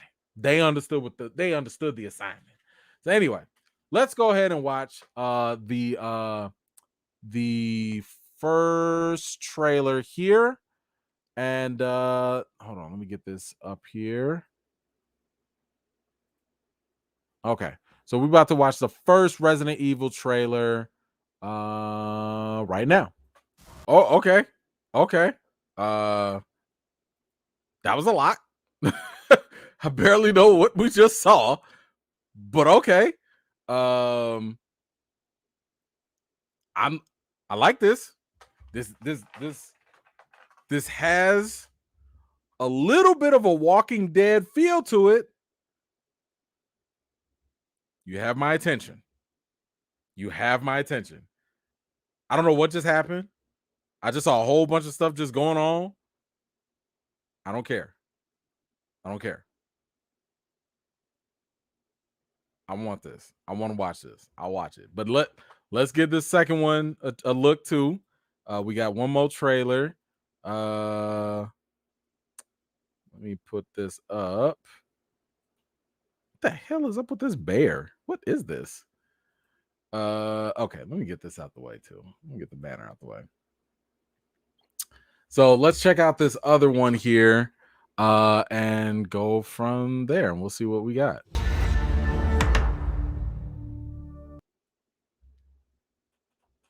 Yeah, I'm with this. Yo. They got the dogs. They got the no face brain looking thing crawling on the wall. I'm set. Y'all got me. Listen. The one thing I'm hoping for, because I didn't see this. Where's Alice? Like, are y'all gonna have any of the? Because I do want the main characters in there too, But I'm here. I'm here for this. I can't wait for this. I think this is gonna be a banger. I think this is definitely in there. And it's gonna be a series too. So, yes, I'll take it. But I would like to see some of the original characters, the main antagonist, protagonists in there too. But wow. Yeah, I am with this. Cannot wait. I hope that they know what they're doing with this. And I really hope that they do not go down the route of Walking Dead. Don't milk this. Tell a story. Like, yo, where the Weskers at? Where's Wesker? I mean, just okay. Anyway, what did y'all think about the Resident Evil trailers? Are you down for it? Are you looking forward to it? This is something that you're going to be checking for on Netflix. Let me know your thoughts. All right, let's get to the comment here. Unless things have changed, true IMAX movies were at your science museums. Oh, okay. Yeah, I can feel you on that. All right. Thank you so much for that, Buzz. Appreciate you. Let's see. Mara, what you got? This better be week to week so we could dissect. You know what? Listen, I really hope that is the case, because I told y'all this before with Netflix. That whole binge everything all at once model, that's not going to keep your subscribers for long. Because we talked about how Netflix was dropping subscribers. They lost like 200 subscribers. And now, by the way, they're getting sued. They're getting sued by their shareholders and stuff for lying and withholding information, to let them know the state of the company. So yeah, you make this week to week. I'm in there. We gonna talk about this. Shoot. But yeah, I'm with you on that. The Tunis. No Alice, please. Why? What happened? You don't like Alice? What happened with no Alice? Oh, damn. Okay. All right. I didn't know. What did Alice do to you? But okay, I'm with you. But yes, I do hope that they do it weekly as well, because that's definitely something that they should do. Granted, I ain't gonna lie, if they don't do it weekly, I'm gonna binge the whole damn thing. Like, give me one weekend, I will probably knock it out. So just saying. All right, let's see. Is that it for I think that's it for the video for now. You know what? Actually, speaking of Netflix, because we was already talking about them, I told you that they was in trouble, right? They lost like 200 subscribers, 200 million subscribers, and that's a big deal, right? Because in this whole streaming business, the problem with streaming businesses right now is the fact that you can only get so many people. What you gonna do when you get everybody? Because right now, the value of these companies will skyrocket and go up every time they like, oh, we added 50 million subscribers. We got 100 million subscribers. We got most subscribers. Well, what happens when you got everybody? Well, if you're at the top, there's only one way to go after that. Just down. Like, what you gonna do? Newborns aren't gonna be signing up for Netflix. You already international. You global already. So now your real thing is, how are you gonna make money when you cannot acquire more subscribers because you already got all the damn subscribers? Well, I've already told y'all the best strategy, like I said, was to just do a weekly thing instead of dropping all these things all at once. And unfortunately, this is one of the reasons why Netflix has been canceling and dropping a lot of their shows, or not the original content, but a lot of the programs and stuff that they bought, because the whole reason why they would buy a movie or have a show on there for a while, it was just to attract subscribers. Remember when Friends was on there? They spent a buku amount of money to get Friends on Netflix, only to attract people to subscribe to Netflix. And then what happened? After that, they lost Friends and then went back, to Warner or Peacock or whatever. So, now you got to find a way to maintain the subscribers that you got. Y'all already still number one with all the subscribers, but you got to keep them, because right now, listen, people going to start making life decisions. I told y'all this was going to happen. The prices are going to go up. Everybody's not going to be able to afford 5, 7, 10, 15 streaming services all at once. It's going to add up. And at some point, people are going to be like, you know what? I'm going to watch all the shows I need here and cancel. I'm going to watch all the movies here and cancel. And you might just rotate. You might just have to do that. But right now, what Netflix is doing, or at least what they are introducing, is a new strategy. And that new strategy, which is not really that new, but they are probably going to be adding ads by the end of 2022. That's right, at the end of this year. New York Times reports that the streaming giant's executives reportedly told staff in an internal memo that it will introduce a cheaper ad-supported streaming option with the tier of releasing sometime in the next 3 months. In 3 months. They hinted that they were open to doing this last month. So this is going to be the new strategy, which, it's not terrible. I mean, first of all, I hate ads. I will more than likely keep my normal subscription because I don't want ads. But ads, if you look at it for the company, it's a good thing, because now they don't have to worry about customer acquisition and getting new subscribers, because that's how they were basing their money. They're like, yo, we can justify blowing all this money with all these other properties and these movie stars and Adam Sandler, Will Smith, and all that. We could justify that because it's going to get us more subscribers. But if you can't keep getting subscribers, you got to get the income some other way. And right now, if you can get the income from Toyota, Nike, Gatorade, Wendy's, McDonald's, whatever, that's another way to get that income, right? And for the consumers, for some people won't mind. Some people don't care about ads. I'm not some people. I'm the other people. I'm the people that I care about ads. I don't want to see an ad at all. If I am paying you monthly, I don't want to see no ads. But if they are offering a cheaper option, I am very curious. How do y'all feel about that? Would you be willing to pay or downgrade your current plan for an ads option? Now, what does that mean? That probably means you watching Cobra Kai, Stranger Things, whatever. And in the middle of a good part, here come an ad, and it might be like, yo, 1 of 6. You can't skip these. Oh, I hate it when that happens. Ooh, I'll be looking at that thing like, I can't skip you. Makes me appreciate YouTube sometimes, because at least with YouTube, you get an ad and you can at least skip it in 5 seconds, at least. But my goodness, I gotta sit there for 5, 6 ads, and they like 45 seconds each. Oh, my time. Oh my gosh, no thank you. And they'll probably hit you with 3, 4 rounds of that in the same episode. Ooh, that's gonna make binging hard. Oh, hard. I know some people already got triggered with that 1 to 6. You know what I'm saying? Oh, let me get on my nerves. And you can't skip it, and you can't fast forward. Yucky. Yuck. But hey, I'm not in everybody's pocketbooks. So maybe that's a good option for other people. Some people will definitely be like, you know what? If that gets me the same shows, saves me like 10, $20 a year, a month, or whatever, cool. So y'all let me know how y'all feel about it. And yeah, are you down with the ad strategy, or you gonna keep up with the thing? Now, here's something else to consider though. Netflix will be shiesty with this, because this is just business, okay?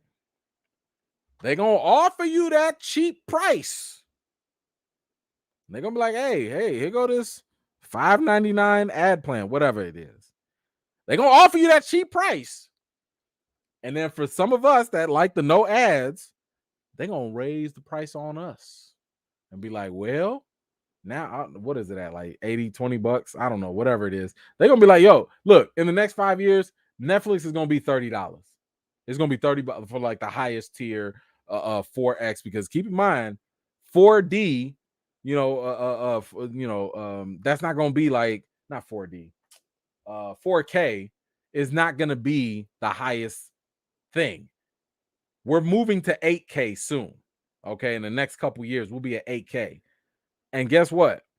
That's going to cost more money for Netflix and your cable, internet provider to stream that 8K.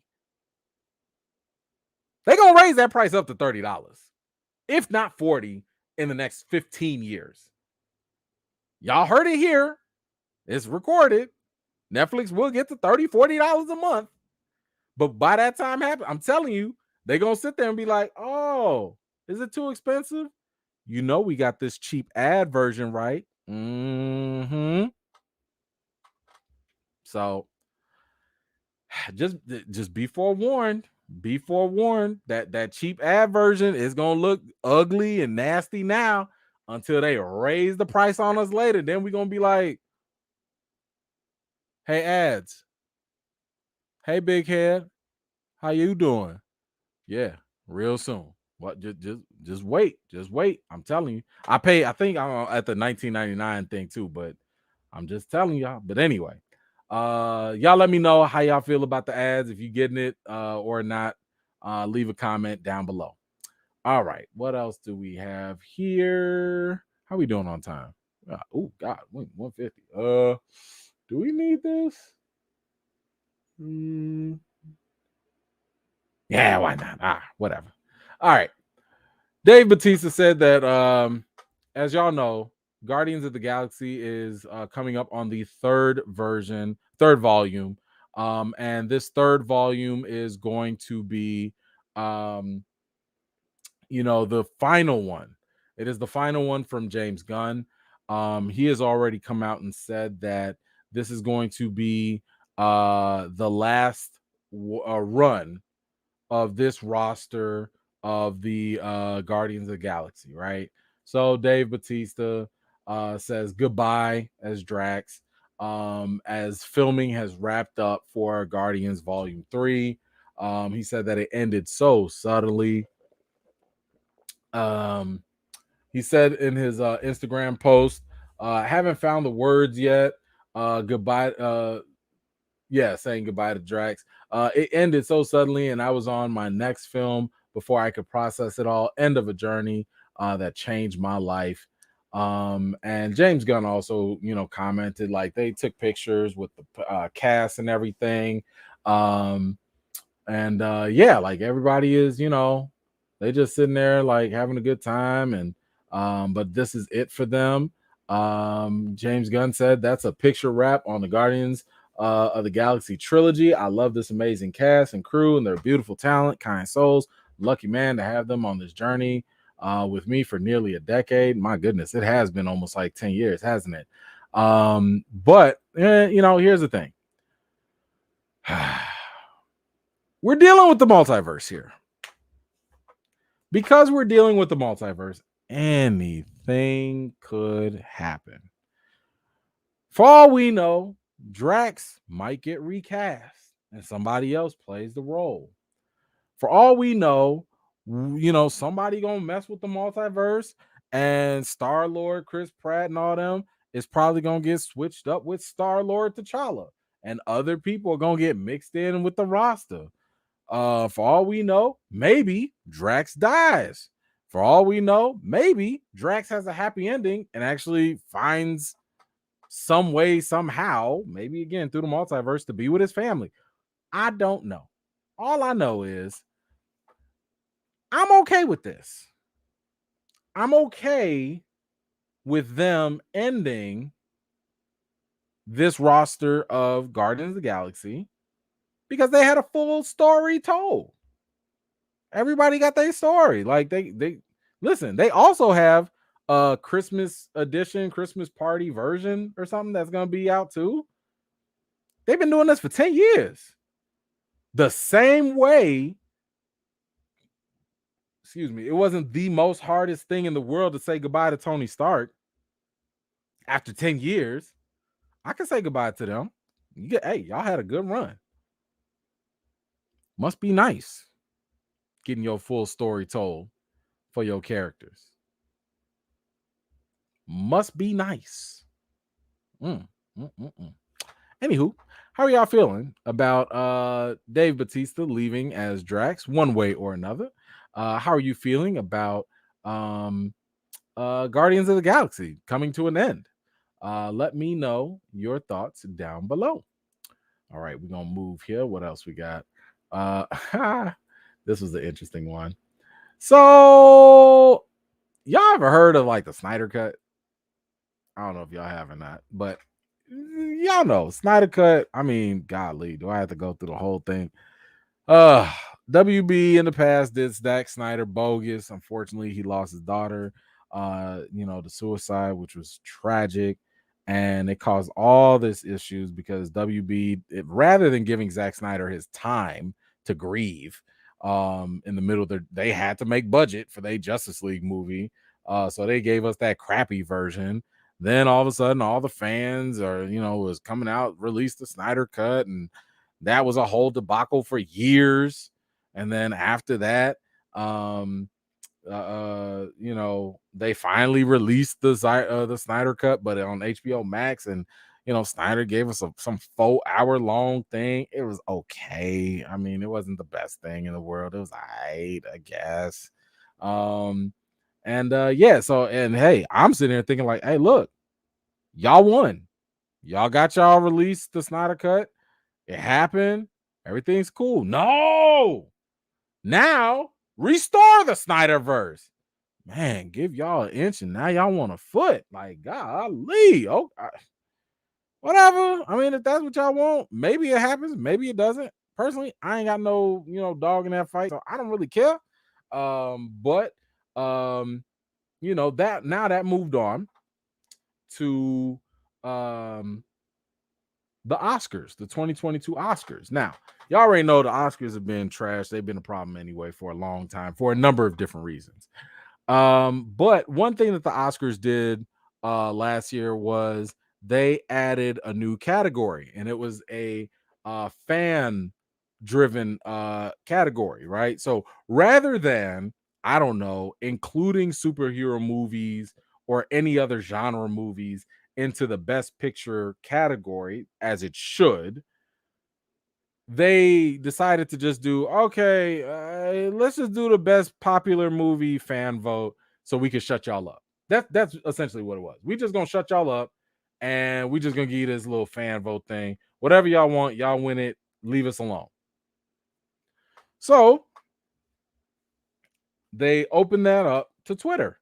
They opened it up to Twitter, and yeah. So because they opened it up to Twitter, the fans ended up voting for Justice League, Zack Snyder's Justice League, the one that got dropped on HBO Max. And I believe Army of the Dead also won an Oscar too. Now, a lot of people were kind of like, they did? Really? I mean, there were other movies that came out that were a little bit better than the Snyder Cut. But hey, the fans were right? I mean, you open it up to the fans voted. You can't deny the people on the people's vote, can you? Well, depends.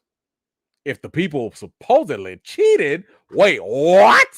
Zack Snyder's Oscar fan wins reportedly rigged by bots? Yo. In other words, they are saying that the Snyder fans used bots on the internet to vote and win this award. Now, I'm going to be fair. Okay? I'm going to be fair because I know I got a couple Snyder fans in here, and that's okay. You know, I will say that the Academy, and I wanted to bring this up, the Academy went through a lot of stuff to protect the fan favorite vote. Okay?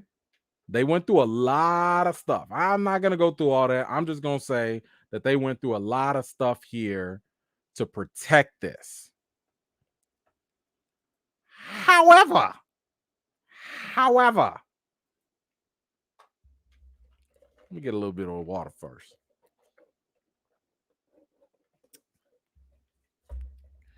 While I am not going to say that this was indeed the Snyder fans, what I will say is that we have seen in the past the Snyder fans be the extreme Snyder fans be extremely resourceful and go through some measures a lot of fandoms don't go through. We're talking about a group of people, not all of them. Don't all lives matter me now, okay? Not all of them, but we've seen this group buy an entire billboard. They've raised a lot of money. They have bought billboards to harass WB, okay? Like literally a billboard right in front of the corporate office. If I'm not mistaken, I think they even had like a release the Snyder Cut on the back of one of them planes where, you know, it flies around and everything. They have harassed, some of the executives and stuff. They have trolled people online. Again, not all of them, but enough of them to give a black eye to the movement. I'll say that. Because unfortunately, with any movement, any movement, you're always going to have a small extreme that speak louder than the majority. And people pay attention to the small extremists than they do the majority. So I'm trying to be fair here.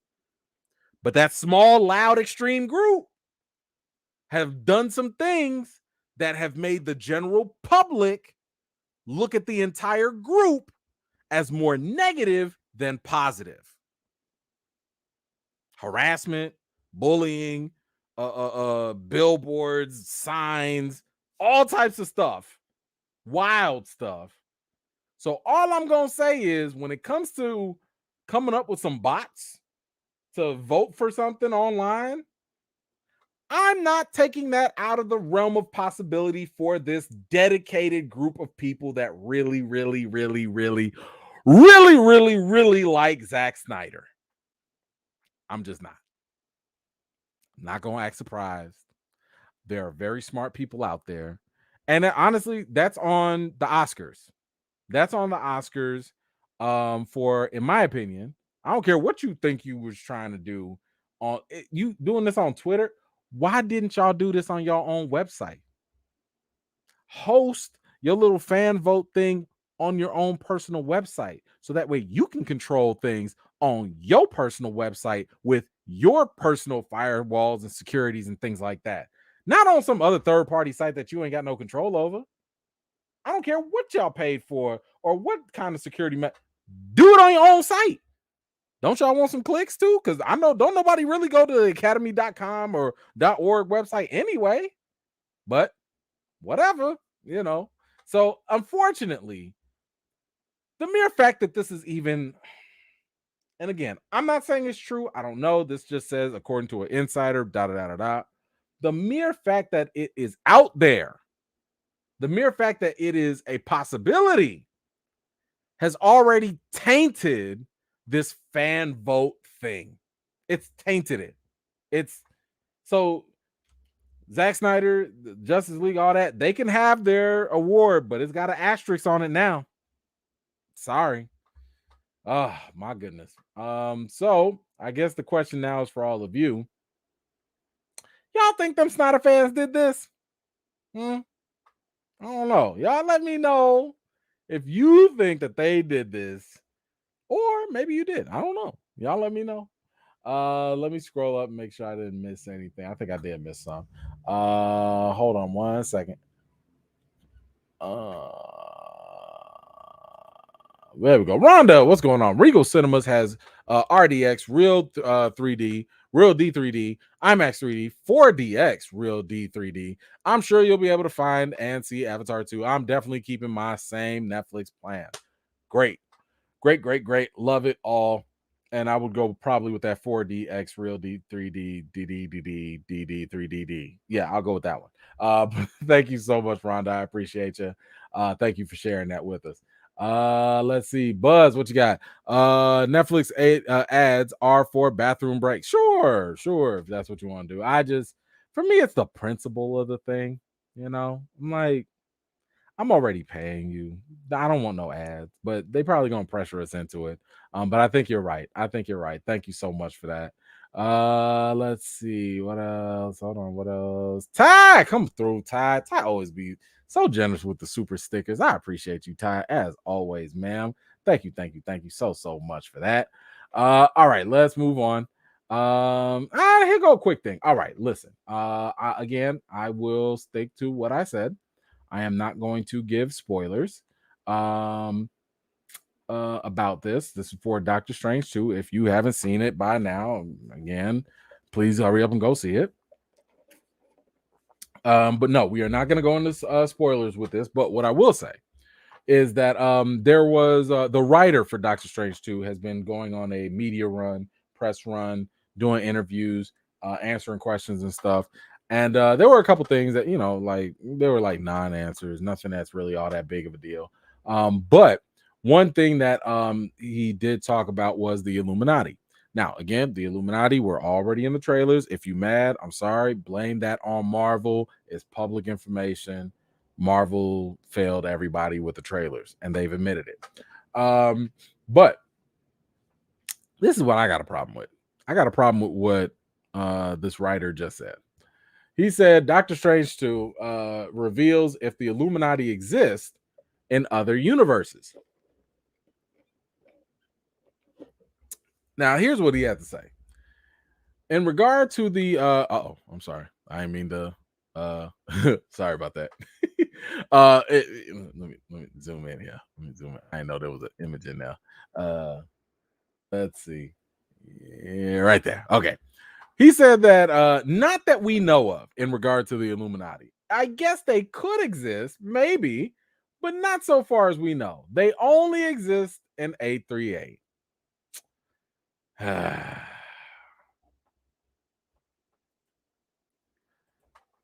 Don't do that. Don't do that. Don't do that. Just it ain't even gotta be a spoiler. Listen, we dealing with the multiverse or the multiverse. You don't have to act like they only exist here and da da da. Man, whatever. Okay, because given what we saw in Doctor Strange 2, y'all better have another round of Illuminati. Y'all better have another set. Y'all better have some backup Illuminati somewhere. There's a whole multiverse and y'all ain't got more than one Illuminati. Miss me with that nonsense. I just wanted to say that. It ain't even that deep of a conversation. It ain't that deep of a topic. I just thought that was a BS answer. Like, what you talking about? It's maybe, I don't know. Maybe yes. Yes, there could be. Maybe there is, maybe there just yes. It's a multiverse. Get out of here. Anywho. Let's see. Y'all let me know how you feel about that. Because I listen, given what they did in the movie, if that's the only Illuminati we ever see, throw the whole multiverse away. What good are you, multiverse? If that's the only Illuminati we gonna get, you better stop playing. Do you know how many different rosters of Illuminati there are out there in the comics? And this version you gave us, I'm sorry, was the weakest one out there. Oh, soft look. Let me know how y'all feel about it. All right, comments. Black Widow, can we get Scarlet Witch versus Jean Grey and Dark Phoenix? Okay, here's the thing. I actually had to do a little research on this because somebody asked this during the spoiler discussion, like who's more powerful, Dark Phoenix, like the Phoenix or Scarlet Witch?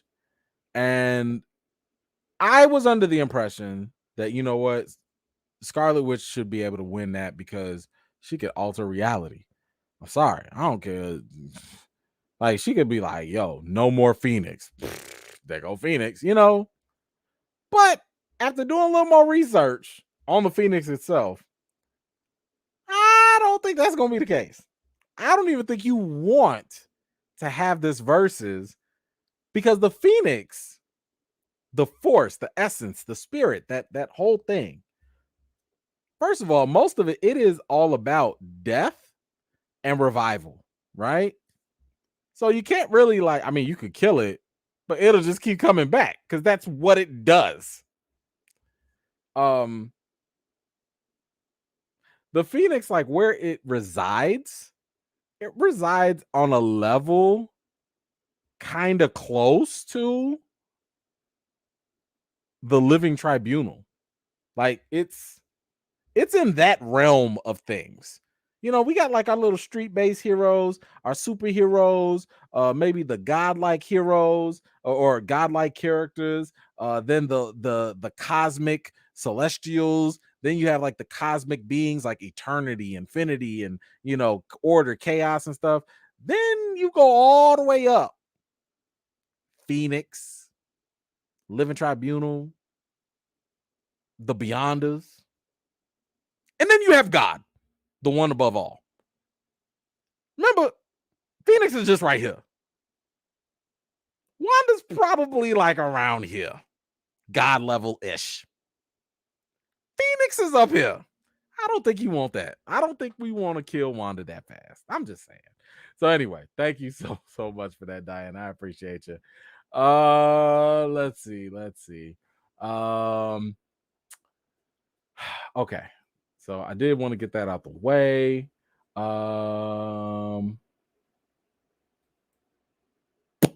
Did y'all know Kevin Feige was going to do a Star Wars project? This has been in the talks for a long time.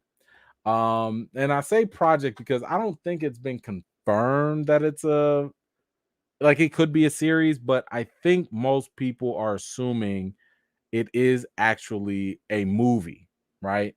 Nobody knows if it's gonna be like the a trilogy or anything like that. And I've told y'all for a long time, the Star Wars movies have been lacking. Oh, what was that? The last Skywalker, the Rise of Skywalker. Whoa, that's so not good. That's so not good. It's so not good. Oh, those movies are so bad. The prequels at this point look better than the new trilogy. And I remember when people was trashing the prequels. The prequels at this point are like some of the best things that Star Wars movies have. And even that is not saying much. So here's the thing. Shout out to Rogue One though. Rogue One was really good. Um, whatever Kevin Feige is trying to do with Star Wars, I'm behind it. Now, why am I behind it? It's not because of what Kevin Feige has done with Marvel. Because Kevin Feige, he got his start with Marvel. He got his start with Sam Raimi in the Spider-Man movies and, like really doing the X-Men movies and stuff. So he eats, lives, and breathes Marvel. However, Kevin Feige, whatever love he's got for Marvel, he been a geek for Star Wars first. And because of that, I'm giving my trust to Kevin Feige for this Star Wars movie. Because of that, the man knows how to put things together, right? I'm not saying he's going to be in charge of the entire universe or cinematic universe of Star Wars. Nobody's saying that. But if you tell me that he's going to do just one movie and that's it, and it's like a passion project, you have my interest. You have my interest. Now, I don't think I need him being in charge of everything because, bro, you got a whole MCU you need to run. And if we're being kind of honest, phase 4 is kind of lacking. Phase 4 ain't looking like the strongest phase right now. If we being honest. I mean, Black Widow, mid. Eternals, ugh. Shang-Chi was okay. Shang-Chi was cool. Spider-Man No Way Home, great. I liked it. Doctor Strange 2, good for me. Good. Not great, good. Thor 4, we gotta see. Black Panther 2, we gotta see. So you give me a Kevin Feige movie for Star Wars, somebody who's like, he's such a nerd, he goes and buys them little replica starships and puts them together piece by piece. That's dedication. I can't, that's not just, oh, here goes some producer off the street that watched 2 Star Wars movies, loves the franchise, and want to do something. This is somebody who can name you the most obscure spaceships and all the aliens and everything about Star Wars like the back of his hand. He's a nerd for Star Wars. The hardest thing you can find in Hollywood, because I told y'all this with WB, when WB or Discovery was trying to overhaul DC and they wanted to find their own version of Kevin Feige, the hardest thing to find in the movie industry is one, somebody that can make movies, like good movies, or someone who knows the content, the characters, the source material like the back of their hand, or 3, the unicorn at this point with Kevin Feige, someone who can do both. Someone who can make good movies and know the property and be able to translate that for general audiences. That's what Kevin Feige can do. So anyway, all that set up. We got some news here with this. Kevin Feige's Star Wars movie details were teased by the writer. Who is the writer? Michael Waldron. Michael Waldron is the same guy that wrote the Loki series. He's also the same guy that wrote Doctor Strange 2, and he's the same writer for the Rick and Morty show. Okay. So he is going to be the one that is writing this Star Wars movie for Kevin Feige. And here's what he had to say about it. We're finally into it in earnest. I mean, I'm writing anyway. It's a lot of fun. I'm enjoying having the freedom on that to do something that's not necessarily a sequel or anything. It may be as little bit less of a it just doesn't have a bunch of TV shows and movies that you're servicing on top of it the way I did with Doctor Strange. It's so nice. It feels like a different exercise. Yo, let me tell you something. I like what I'm hearing with that because with Doctor Strange 2, there's no way you could have walked into Doctor Strange 2 without watching WandaVision and having an understanding of what was going on. Like, it just would have been like, yo, wasn't Wanda an Avenger? Like, what's happening? What's going on? Right? And now all of a sudden she's Scarlet Witch. Like, how'd she get them? Like, you had to watch WandaVision or a recap to really get into that. So that's what he's talking about in terms of having these things to write and have he needs to know all these things that happened in the previous shows in order to write Doctor Strange 2. So for him, it sounds like this is going to be a very original Star Wars movie. And I like that. Give me something original. Give me something that I could just walk straight into. And I don't need to go rewatch 7, 9, 15 movies to understand.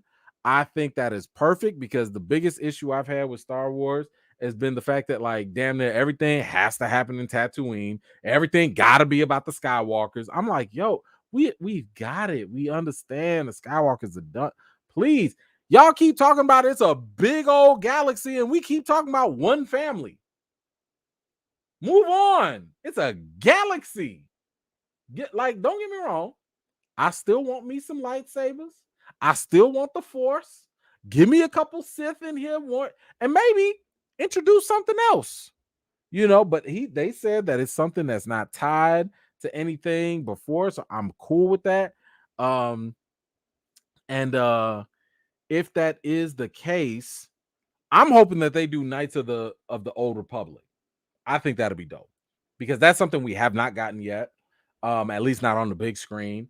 That's something that I think a lot of people would enjoy. If you kind of show us, like, yo, how did the Jedi start? How did the Sith begin? Like, what were things like back when the Jedi were like really in charge? Like, I will take that if you want to give that to me. No Skywalker, nothing. But because that was one of the reasons why I liked Rogue One so much. Because here's the thing: when I watched Rogue One, I had no idea what it was about. I had no idea that it was connected to the prequel, to the very first New Hope movie and all. I didn't know because I hadn't done my homework at that time. I just walked into Rogue One like, yo, this is a pretty dope movie. I don't know not one of these characters, but I understand, yo, it's a heist. It's a mission that y'all got to do. Y'all got to steal these plans and do this and this. And then the ending blew me away. No pun intended. The ending blew me away because I just didn't know. I know it sounds stupid because I did watch the old movies, but I didn't put 2 and 2 together. So anywho, that's one of the reasons why I really enjoyed Rogue One. So I hope that they kind of keep that same vibe where it's like, yo, here go another story. It's it's in the same world, it's in the same universe, but it ain't got to be exactly tied to everything else. And they can give us something new. I think that'll be such a good thing for us to do. Now, I'm gonna go ahead and slip this in because I don't want to wait anymore to talk about it. But I'm thinking, hold on, let me make sure. Make sure I got this first. Uh, bear with me 1 minute. Where is it at? There it is. Okay. I don't know about y'all, but I have never heard about this before, right? But I was minding my own business and I got an email and it was from Disney. Disney hit me up and I didn't want to say nothing because I didn't want to jinx it. Like I was like, y'all need to show me before I get excited about this. Disney hit me up and they were like, yo, you like Star Wars? I was like, yeah. And they were like, you want to go to Star Wars Celebration? I'm like, what is that? And they were like, oh, it's just this big old expo that we got in Anaheim, California. I was like, yes, sir, please. Can I have another? Star Wars Celebration. It's like the Comic-Con of Star Wars. And they're going to fly your boy out. They're going to fly your boy out. All of these guests, all these people are going to be there. And I will say this. I'm excited. Ewan McGregor is gonna be there. John Carlo is gonna be there. Carl Weathers is gonna be there, aka Apollo. Y'all remember him? Look at Boba Fett. Boba Fett gonna be there. I ain't gonna talk to him because he can't even be a star in his own show. Boba Fett gonna be there. My man John Carlo gonna be there. Definitely want to talk to him. Ewan McGregor, come on now. So I didn't want to say nothing until I saw that itinerary, the plane ticket. I was like, don't play with me until I see that itinerary. So I'm going. So I will be there in case anybody's going to be out there. Let me know. Now, I saw somebody, I don't know who said it. Somebody said it sounded like a bribe. No, it's not a bribe. It's not a bribe. And let me tell you why. The purpose of, because I'm not getting any outside of me going there, it's actually still work. I know this sounds fun, it sounds like a vacation and all that, but it's actually still work for people like me, like press, because what it is, they want me to cover the event. And what does that mean? That means I'm going there, I'm taking notes, I'm writing articles, I'm I'm going as press. So I'm still doing work. Now, don't get me wrong. Your boy is going to go ahead and get a couple souvenirs at the same time. I'm going to go ahead and see if I can snag me a picture or something. But I do have to, I do actually have to do work. Now, what I will be doing is I'll be going live while I'm out there. So I can still hang out with y'all. So what y'all going to see is I'm still going to be going live every day to cover whatever news is revealed, because during these panels, during these oh my god, what did you say here? I'm sorry, you made me watch Boba Fett and you ain't gonna say hi to Boba. Okay, I'll say hi to Boba. I'll say hi to Boba. I'll say hi. But yeah, so I'm gonna have to cover it. I will definitely go live during it. Because this is also the same week that Obi-Wan is going to be there. So yes, I will go ahead and so because we got to do our live, that's gonna happen on a Friday. But the whole show, when does this happen? This is May 26th to the 29th, so it's only like 3 days or whatever. But I'll be there for like 1 or 2 of the days. Excuse me, I don't know which ones yet because I got to look at when certain things happen. Because one thing that caught my eye immediately was Jon Favreau and Dave Filoni. They are they're gonna have a panel discussion. I need to know what they about to say. I need to know what they about to announce. And here's the reason why I bring all this up. This whole Star Wars Feige project thing, I would not be surprised because they're working on a script. I would not be surprised if they announce something more specific, maybe even drop some images about what the hell this movie is, what it's about, and just get people hyped. Because here's the thing, you're not gonna fly little old me out there unless you want as much news coverage as possible. And that's why I was like, there's got to be a catch. And I get it. That's fine. I ain't complaining. You want some coverage? I'll give you the coverage. You know, you want me to cover the event? Because here's the thing. If they drop some bombshell stuff, I'm gonna get excited about it. If you go out there, if I go out there and they say, yo, we about to have a Mandalorian movie, I'm blowing up. That's gonna be crazy. So I think that at this point, Disney, because they've been having these things, right? This is not new. But the fact, and this ain't the first time I've covered Star Wars. I've been covering Star Wars for a minute now. But I think that they actually have something really, really big in store for this weekend for them to even think about, okay, we need everybody on deck to blow this up. Because if you think about it, it's a lot cheaper for them to get a couple YouTubers, to get a couple people to use their base to spread the word. It's a lot cheaper than to do some commercial or some streaming thing or whatever. It's like, yo, put a couple $100 on this dude, a couple hundred on that girl, whatever. Let them use their thousands or hundreds of reach and stuff. Let them do their thing. They'll be our advertisement for us. So I'm hoping that this ain't going to be a waste of time. I'm hoping that this is dope. I've never been to something like this before. The closest I've been to a convention was like C2E2 out here in Chicago. I already got my Star Wars shirts lined up. I just bought my Jedi cosplay because I think I'm gonna try and cosplay a little bit. I have not really cosplayed, but I'm gonna go ahead and try anyway. You already know what I got to do out there. I'm finna go out there and be Mace Windu, and I'm just gonna walk up to people and ask them, like, does he look like a mother effing Sith? I'm gonna walk around with a purple lightsaber, and I'm just gonna challenge mother effers to some duels. Pull out your duel, mother effer. That's all I'm just gonna walk around and yell at people and cuss them out with my purple lightsaber. That's all I'm gonna do. That's all I'm gonna do to have a good time. Okay. So yeah, I am gonna be Mace Windu. I'm probably gonna go bald. I don't think I can cut off the beard though. I don't know. Most I could do is maybe a goatee. But yes, I will definitely be taking pictures. I'm actually, because I told y'all this is, yes, it's fun, but it's also work.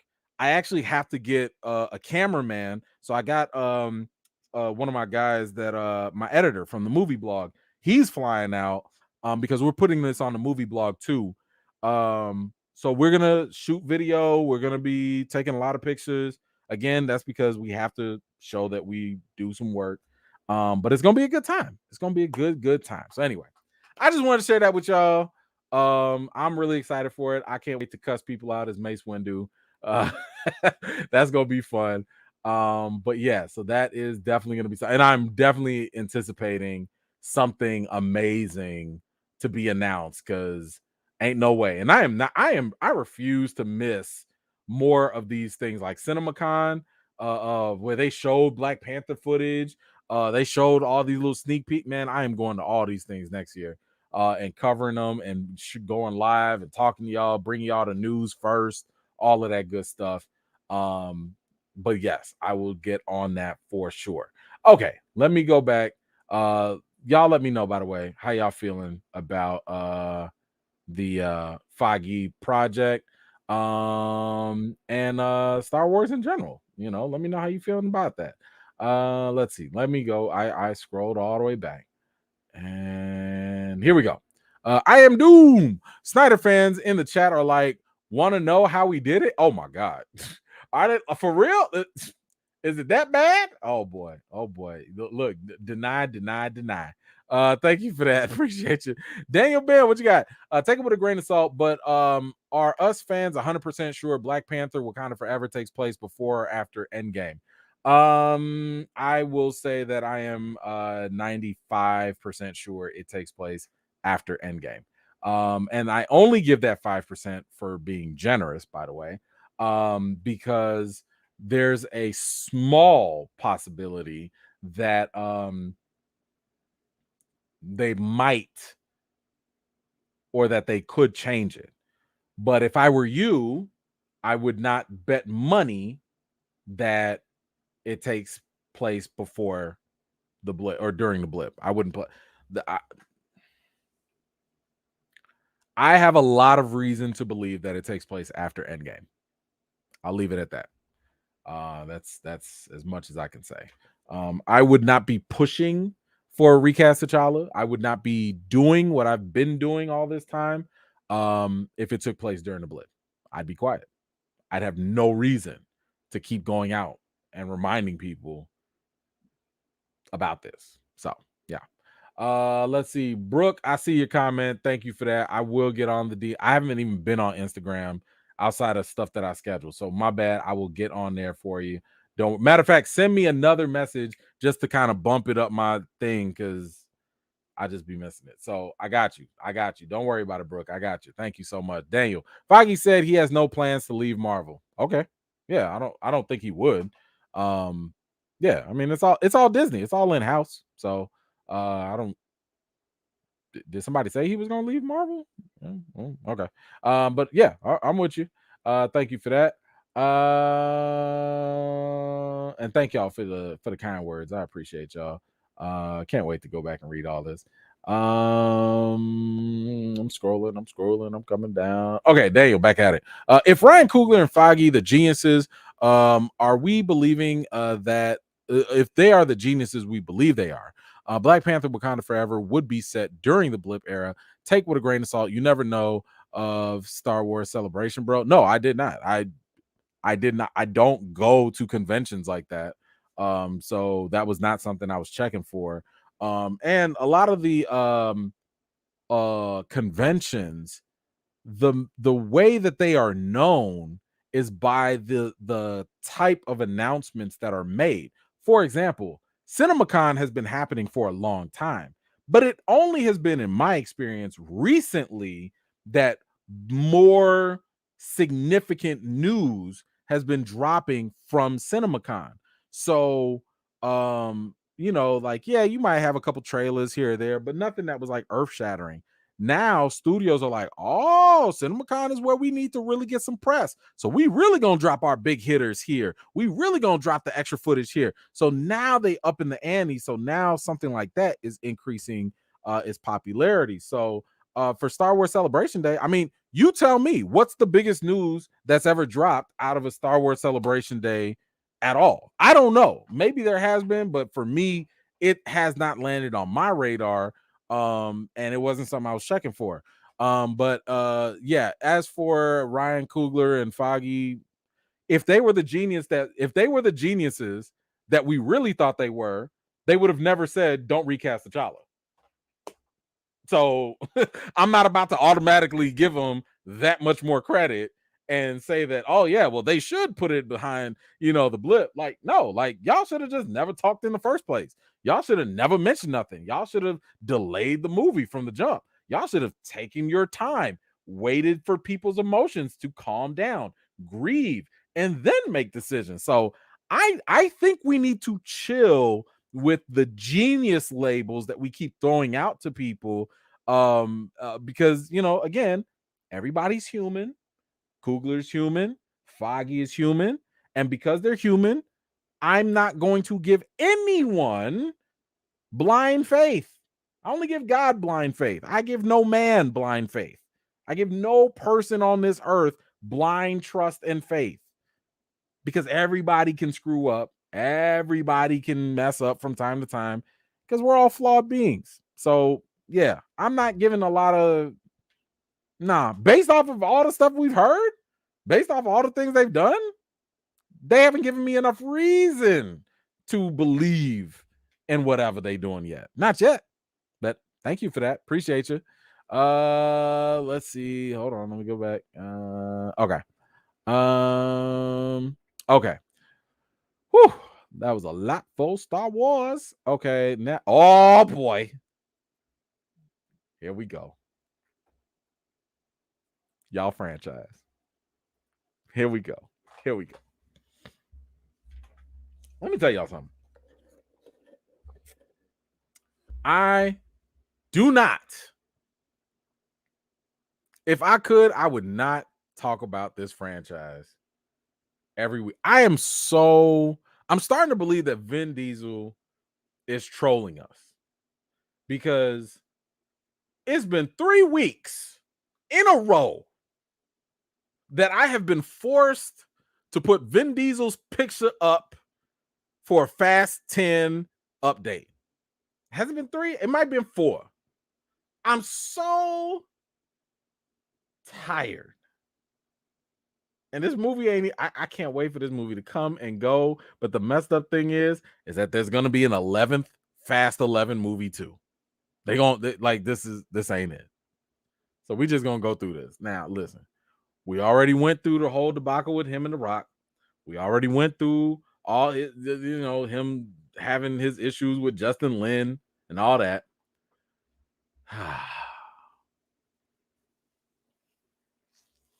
We also learned that Jason Momoa was gonna jump into this franchise.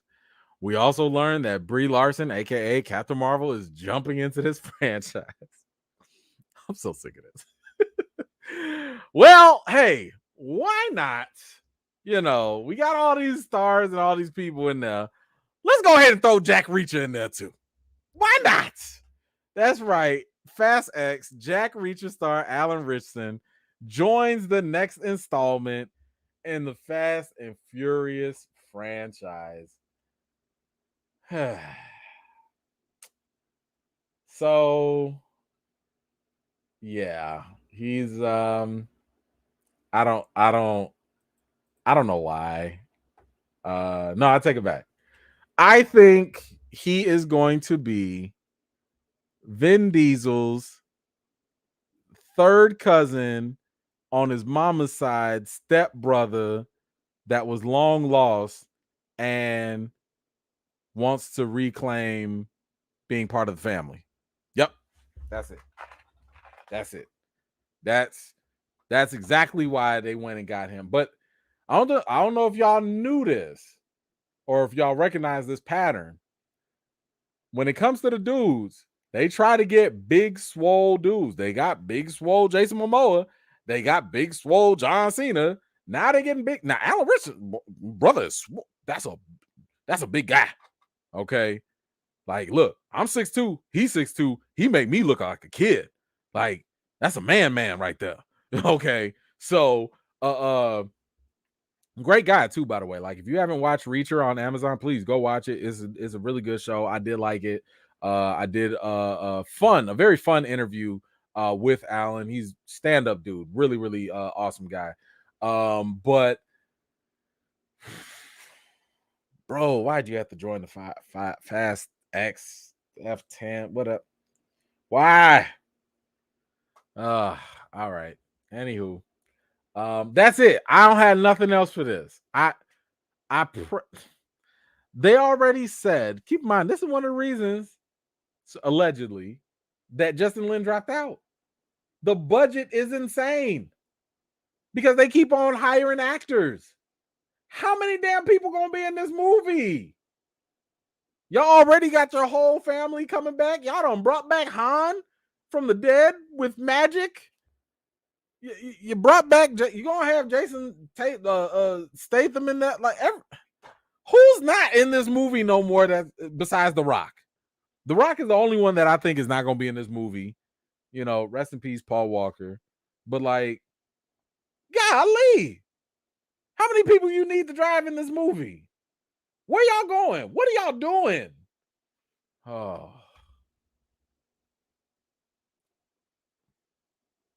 Just call this Fast Family Reunion. Just call it that. That's all this is gonna be. All we doing is coming to watch y'all drive real fast. Y'all just gonna drive fast to go to the cookout at the end of the movie. That's it. Ain't no real stakes. Y'all just gonna drive fast for some barbecue. Everybody that's bad, everyone that's a villain, they gonna do the same Naruto stuff and talk them into being friends later, and everybody gonna kumbaya at the end and eat some barbecue on like some Chevy engine or something. I'm done with this. I'm sorry. Y'all better come and get y'all franchise. Y'all be putting this money into it. Y'all better come and get y'all franchise. Wee. All right. if they don't, and I told y'all, if they do not break a billy for this movie, because y'all know this is gonna be epic. Ooh! I'm so tired of this. I am so tired of this. If they don't make $1 billion, it's over. It's over. So anyway, y'all let me know how y'all feel about this. If you looking forward to it, if you're gonna be there day one, go ahead and let me know in the comments. Let me know. Oh, dang. Okay.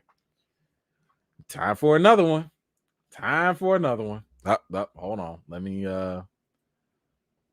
let's bust this back out because ain't no way. I'm just gonna let this go by too. Hold on. All right. Let's get this out here. All right.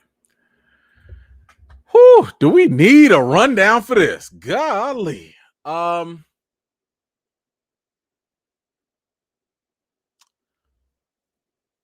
We have talked about Ezra Miller for probably more times we talked about Fast and Furious.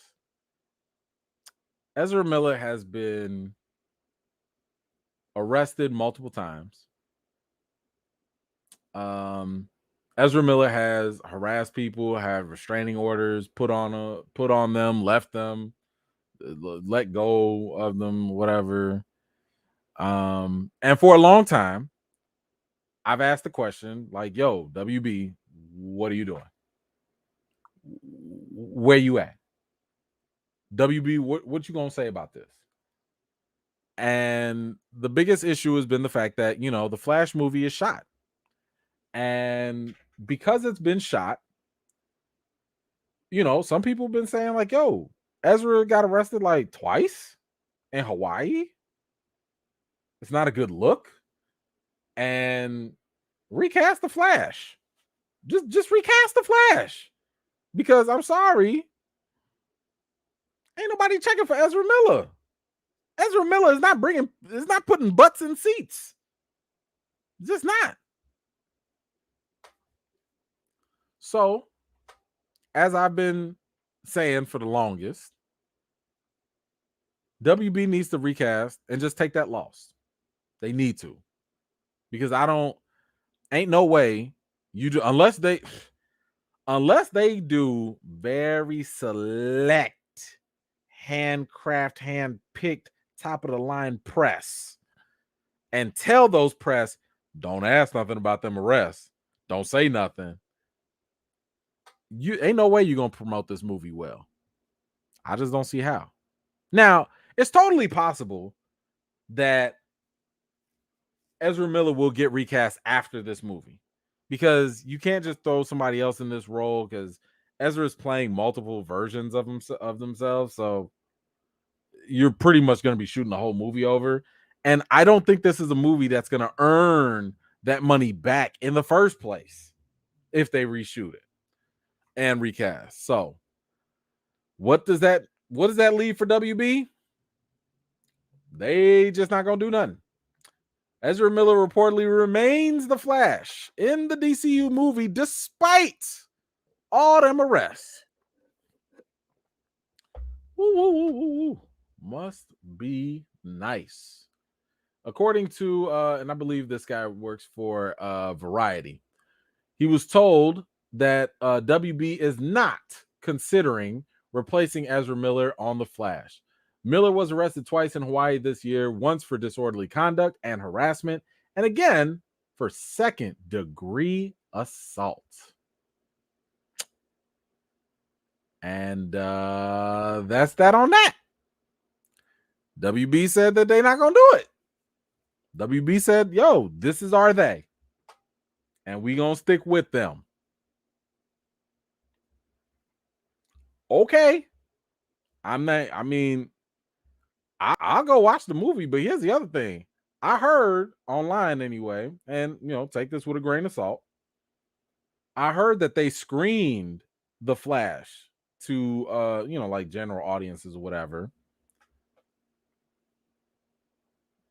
The reaction was that the movie was kind of mid. which I can't say surprises me because I never thought the Ezra Miller Flash movie was going to blow people away anyway. I mean, I'm here for Michael Keaton all day, aka the GOAT Batman.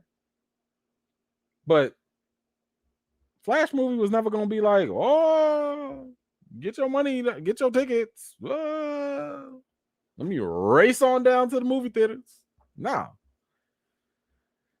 So why did I bring this up? Y'all know I got some footage. We got footage. Yeah. So apparently we actually have the body cam footage.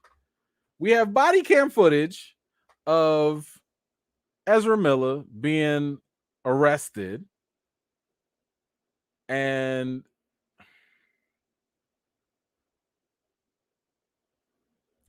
let's just watch this. We got the tape. Let's go ahead and check this out. Some of it is blurry at first, but then it clears up later. And hopefully you can listen. I would say listen to what happens. Listen to what he says and what he's talking about. So it's going to be a little blurry for maybe like the first minute or two, but you can hear. I'll try and skip a little bit for the unimportant stuff. But listen to 3/4 of it, and we'll see what we're dealing with here with Ezra Miller. And then what? With my good girl. Okay. And he come right up to me and just like. He started shouting. No. I not gonna spit on him. Okay, so he spit in your face. Two. And I was Okay. like, what's up, cuz? Okay. Like, what's up? Okay. And then I Example. jumped in and held it back. Okay. You So know you what? spit in your face for no reason. Yeah. I was like way across the room. Yeah. Okay. I feel like he thought he was somebody else. Going to chase him down. No. I got assaulted and I started filming. Okay. I can show you the video. Let's talk stories outside. Let's talk story outside. And Ezra Miller, this is from the warrant. That's Ezra right there. Code unstable 29, location nil. First of all, let me just say, I don't care what's happening. I don't care what is said. I don't care what is done. Let me, put the camera on me. Put the camera on me. You spit in my face, we're fighting. Period. That's that right there to me is like peak disrespect. I don't care who you are. I don't care if you my loved one, family member, whatever. We're fighting. I'm putting mad hands on you if you spit on me.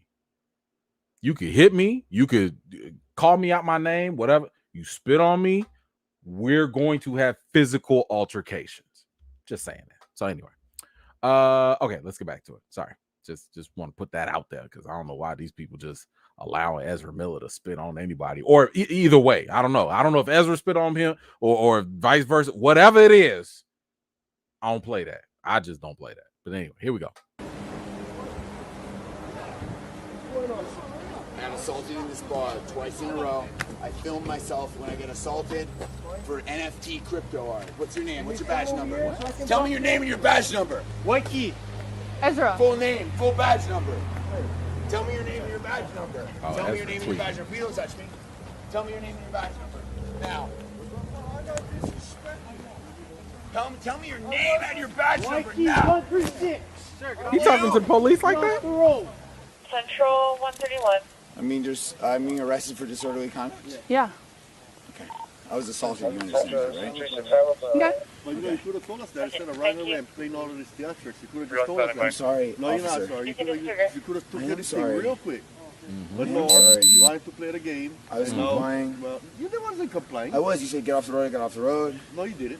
I did. No, you I never. walked on the edge of the Actually, road. Central 131 and 150. So what did I do wrong? You spit in somebody's Okay, a face. guy in that bar declared himself. Let me just say real quick, you gotta feel mighty entitled to yell at the police like that. We just saw Ryan Coogler get arrested. Just saying. You ain't see him raising his voice and doing, and he had plenty more reason to be upset. Plenty more.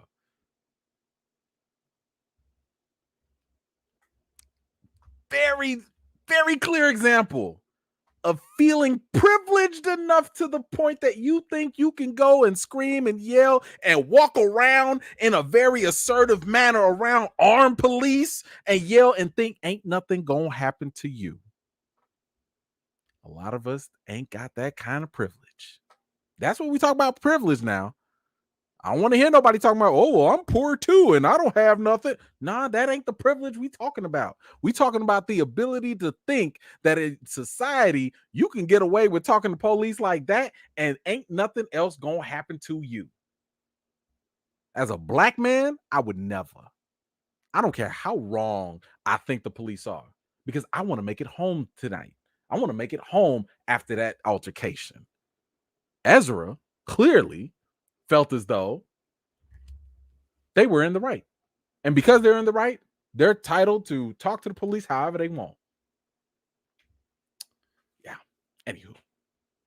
This is a Nazi. I have it on film, and he attacked me. Okay, so? I claim my 9th Amendment rights to not be unlawfully persecuted for a crime of no designation, disorderly conduct being something I am unguilty of.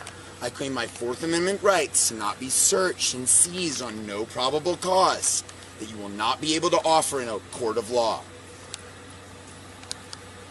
I claim my 4th Amendment rights to not be searched and seized. Please do not touch my ring. You have to come off. Okay. You'll get it I claim right my 4th Amendment rights to it's not gonna be have right search here, and okay? seizure We're just letting you know it's gonna be right here. unlawfully without probable cause. I claim my 4th Amendment rights to not be unlawful. Hey, you just touched my penis. Please don't do that. No, I didn't. I'm not transgender, non-binary. I don't want to be searched by a man. I'm transgender, non-binary, and I don't want to be searched by a man. I claim my 4th Amendment rights. These are Nerf guns, just in case you worry that they're bullets. Those are Nerf bullets. Thank you for letting They me are fake and they are a toy. Thank you for letting This is my us know. belt buckle and my Nerf bullets. I appreciate that. Please don't take them from me. The flash ring means a lot to me.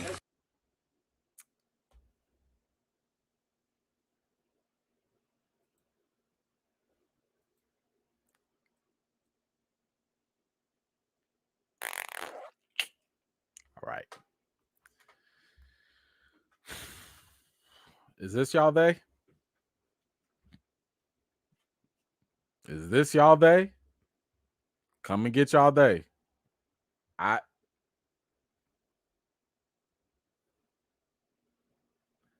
don't know if they were joking. I don't know if they were serious.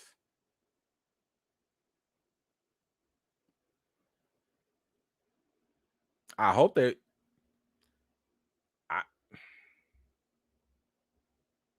It's like, the messed up thing is, it's so hard to even like critique these things, because if he's joking, you're minimizing and using, trans status or queer status or whatever in a non-genuine way. And if you're serious, it's like, I'm so tired of Ezra. I don't know. Like, I've said this before. Ezra Miller deserves whatever help Ezra Miller needs. But Ezra Miller does not deserve whatever level of protection that is coming from WB, from the police officers, because I already know. And I'm not afraid to say it. If Ezra Miller was black or brown, acting like that in front of police, Ezra Miller would have been another Rodney King or somebody. Like, Ezra Miller would have made somebody else fear for their life. Because the whole time I'm sitting here thinking, like, they should have complied. Why didn't you comply? Just comply. Go ahead and comply. A mess. A mess. A mess. Get them help, but be done with that. Because I don't see how any movie studio moves forward with Ezra Miller after this. They're going to have to do some legit rehab. They're going to have to do some legit PR messaging and stuff. They're going to have to disappear for like a good couple years after the Flash movie.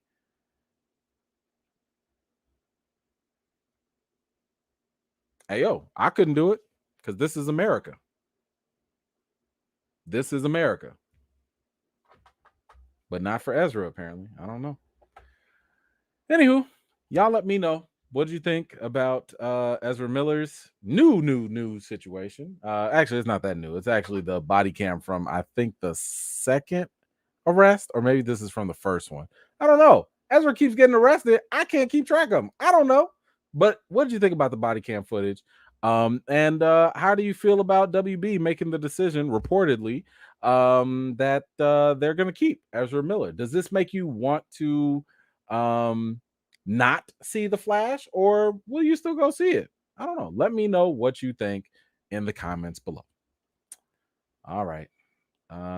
Is this our last one? I think it is. It's almost our last one. Almost our last one. Okay. Listen. Let me tell you something. Ever since WandaVision, Elizabeth Olsen's name is starting to become a household name. It was ever since that show. She has really started to take off, and she has really started to, people was like, yo, she deserved the Emmy for WandaVision. People were saying that, like, she really deserved some awards, and then for Doctor Strange 2, I mean, I was one of them. I think she's definitely put her name in the conversation for Best Supporting Actress nomination. I'm not saying she should win. I'm saying she put on a great performance, and she should be at least considered for a nomination. That's all. That's all I'm saying. But she has been on a roll. Elizabeth Olsen has been doing the thing, and that has been mainly thanks to her role as Wanda in the MCU. However, apparently that has come at somewhat of a cost for her. According to her, she's gotten frustrated by the MCU after it lost her acting roles. And she says, yo, this is just me being honest. Here's what she said. It took me away from the physical ability to do certain jobs that I thought were more aligned with the things I enjoyed as an audience member. And this is me just being the most honest. She goes on to say, I started to feel frustrated about losing interesting roles because of the MCU. I had this job security. But I was losing these pieces that I felt were more part of my being. And the further I got away from that, the less I became considered for it. Oh, let's see. Olsen said that she's grown to love the character of Wanda so much that she'd be open to a standalone Scarlet Witch movie.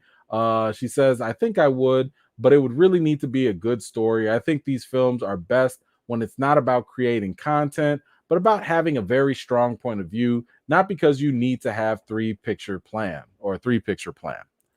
All right. So let me talk about this for a second. I totally agree with her about her last point. Let's go backwards. I like her last point in terms of you don't want to just do a Scarlet Witch movie just for the sake of it. You don't. You because the most compelling thing about WandaVision was dealing with her grief. And that makes sense because it was literally the most compelling thing in the show. You were there for her in Infinity War and in, Age of Ultron, understanding her grief, and really that pulled us in. We felt for her. She had to lose vision multiple times and all that. Yo, she was on that. That was a compelling story. Then in Doctor Strange 2, again, I won't give away too much, but it still was kind of compounding on that level of grief to another level. So it was absolutely something great for her character. But yeah, I'm with you. You don't want to go doing a Scarlet Witch movie. For what? For what? Just to show off some powers? Just to twinkle your fingers? No, you got to have something else. Now, I don't know how much more grief she needs to go through, but I would say that it has to be something really compelling to move forward with that, right? So I'm with you on that. Howsoever, let's kind of go back here. She was over here talking about she felt that the MCU roles and all these things were taken away. And she got frustrated by that. Okay, cool. I totally understand where you're coming from with that, because in the past, now I'm talking about in the past, this is phase 1, phase 2. Marvel used to lock actors down for like, 5-picture deal, 6-picture deal, whatever. They almost like the rookie contracts in the sports and stuff, right? And part of the issue is in the contract, they usually will get somebody who was known but not really well known, right? So Chadwick, by the time they got him, he had just got done doing 42, and it was a good movie. I really enjoyed it, but Chadwick was not a household name yet. So what did Marvel do? Hey, you want to be Black Panther? Cool. We're going to sign you, but we need to sign you for a low contract, but for 5-picture deal, right? Civil War, Infinity War, Endgame, Black Panther 1, Black Panther 2. By the way, Chadwick he had the option for Black Panther 3. That's how far out he believed he was going to make it. But they would lock these actors down, and it was good and bad. The good part about it was, for Marvel, they got quality talent. They made your scheduling a priority, as in you couldn't do nothing else. So if we need reshoots, you need to be here. I don't care what other movie you're working on. It's part of your contract. You need to come back, So that was part of the good part for Marvel. Bad part, and the good part for the actors, the good part for the actor was you get your star.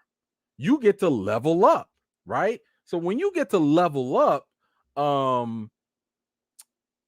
it puts your name out there, because let's look at this. Let's consider this.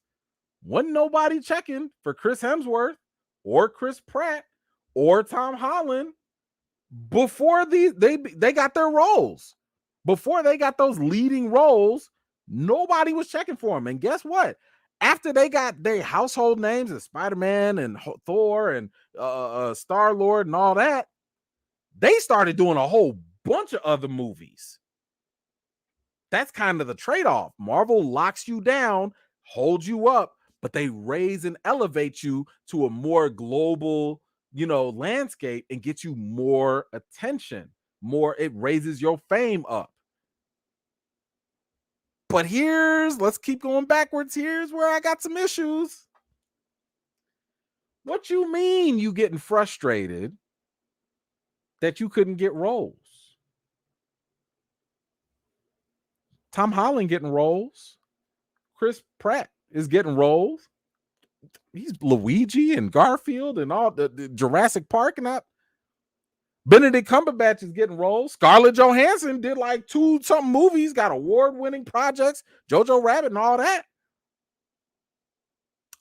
You sure this is Marvel's fault?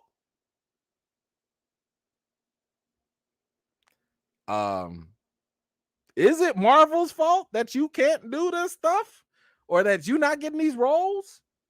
Because I see your co-stars going left and right. Jeremy Renner, he just did Hawkeye. And he got his own little show out there too. What was that? Mayor of something or whatever. He got his own little series going on. I don't know. I think this might be on your agent. Just saying. I understand you might be frustrated, but this don't sound like a Marvel problem. Everybody else out there eating just fine. You might need a new manager, new agent. I'm just saying, everybody. I could see if this happened to everyone else. I could see that. But ain't nobody struggling but you. It might be you. I don't know. I'm saying, look, everybody's been saying, yo, she's talented. Give her an award, all that. But don't nobody want to hire you for stuff, or you're not getting roles? Your agent got one job to get you roles. That also includes signing the contract in the right way. for you to be able to do other things that you want to do. Look at Oscar Isaac. My man Oscar Isaac out there, Moon Knight and everything, was like, nah, I'm going to just do one series. Not one season, one series. Moon Knight, 6 episodes, that's it. Y'all don't think Oscar Isaac he gonna come back? Of course he's gonna come back. Of course he will be back as Moon Knight. But his agent, manager, whoever they had the foresight to be like, nah, we're not gonna be held down by Marvel like that. We're gonna sign this 6-episode deal, and then we'll come back when you need me to come back. Like when something else, because you ain't gonna do nothing in the next 2 years with Moon Knight. In the meantime, I'm finna go make some bread somewhere else. And then I'll come back. Lizzie, I need you to get another agent because this sounds like a personal problem, ma'am. Just saying. Anywho, so anyway, that's my take on Lizzie. Y'all can let me know how y'all feel about it. I don't personally. I think that this is all her, because I have not seen this happen to other stars in the MCU.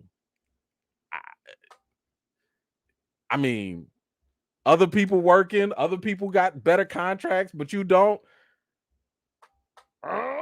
Okay. Anywho, now, okay. All right, Lizzie, listen. I ain't mean to put you through the ringer. Let me go ahead and give you a little love here because you came up. Now, y'all know we get this like every damn near clockwork. We always get some old director coming out of nowhere, hating on Marvel movies and criticizing them and all that stuff. We always get this nonsense, right? But then once in a blue moon, we will also get some people to defend. And I love it when it happens because, boy, when I tell you they be spitting, they be spitting. And Lizzie is out here spitting. Lizzie is out here spitting. She says, she was talking about criticizing Marvel movies as a lesser type of art, disrespects the crew. Let's go back and listen to what she was saying.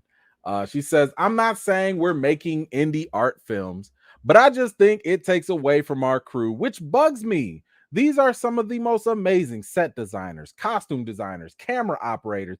I feel diminishing them with that kind of criticism takes away from all the people who do award-winning films that also work on these projects.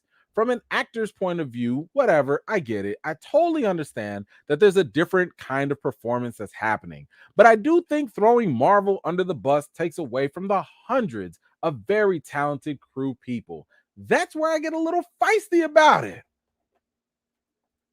Okay. All right, Lizzie, go ahead, girl. Get your little feisty on. You need to get feisty with your agent and get yourself some better roles and opportunities. But go ahead and get feisty about this too. I'm with you. Go ahead. Yes.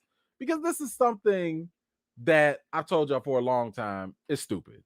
It's been so stupid that like all these people have been trying to attack Marvel, Star Wars, the big blockbusters.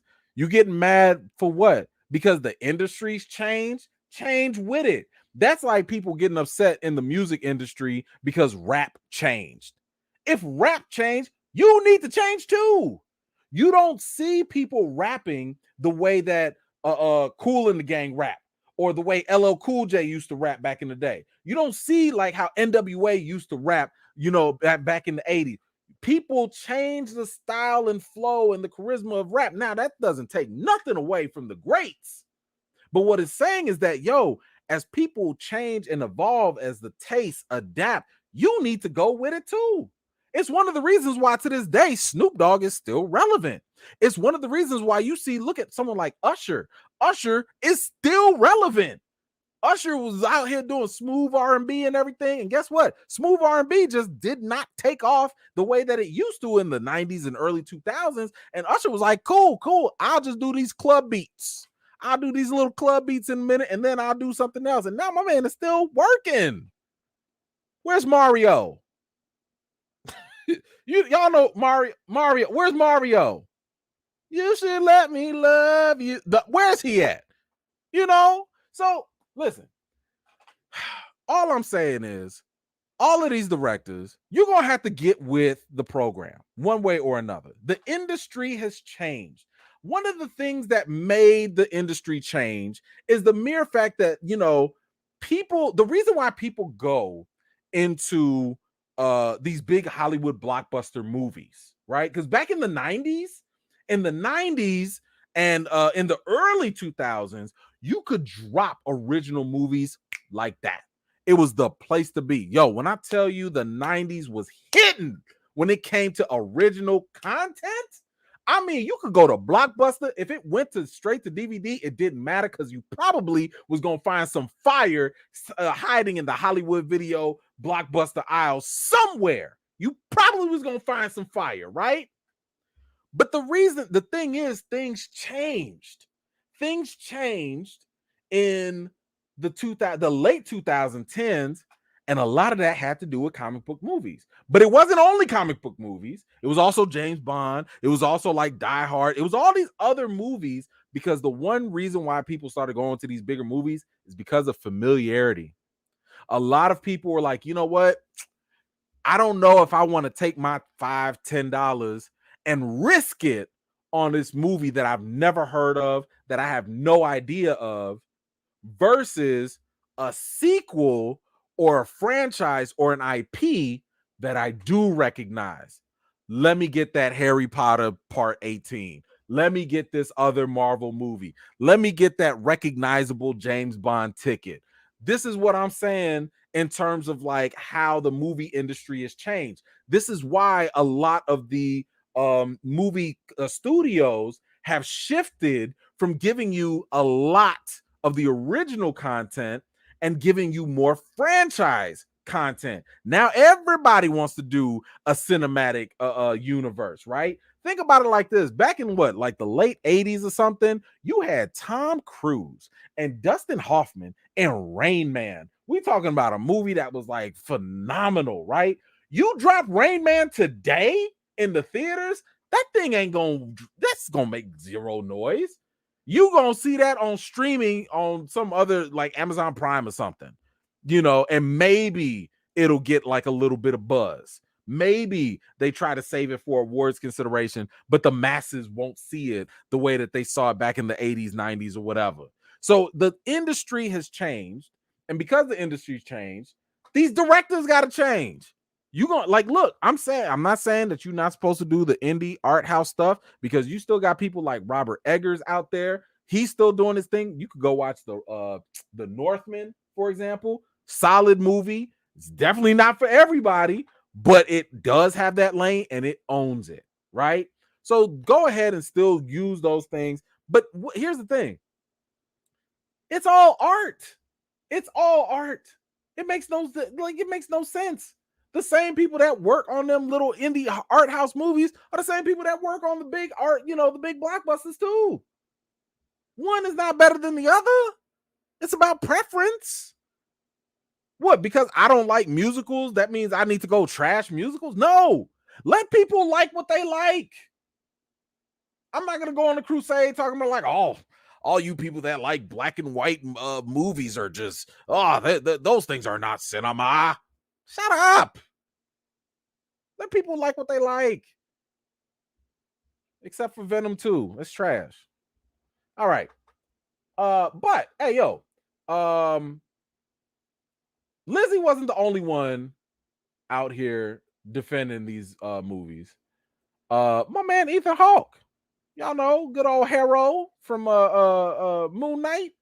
I shouldn't even do that because Ethan Hawke is a much better star than just Moon Knight. But he also had this to say, because he came out and defended Marvel movies that people put their hearts into, but that's not all cinema is. Come through. Wait. Hold on. Wait a minute. We have receipts. Ethan Hawke, sir, we have the receipts. Were you not the same one that was trashing on Logan when it came out? Oh, the internet never forgets. Hold on. Internet never forgets. Y'all remember when Ethan Hawke back in 2018? Because remember, Logan got nominated, and he said Logan is a fine superhero movie, but thinks the genre is overpraised. Ooh, I remember when he said this. Because keep in mind, Logan was fire. Logan was one of the best superhero movies out there. And it deserved an award.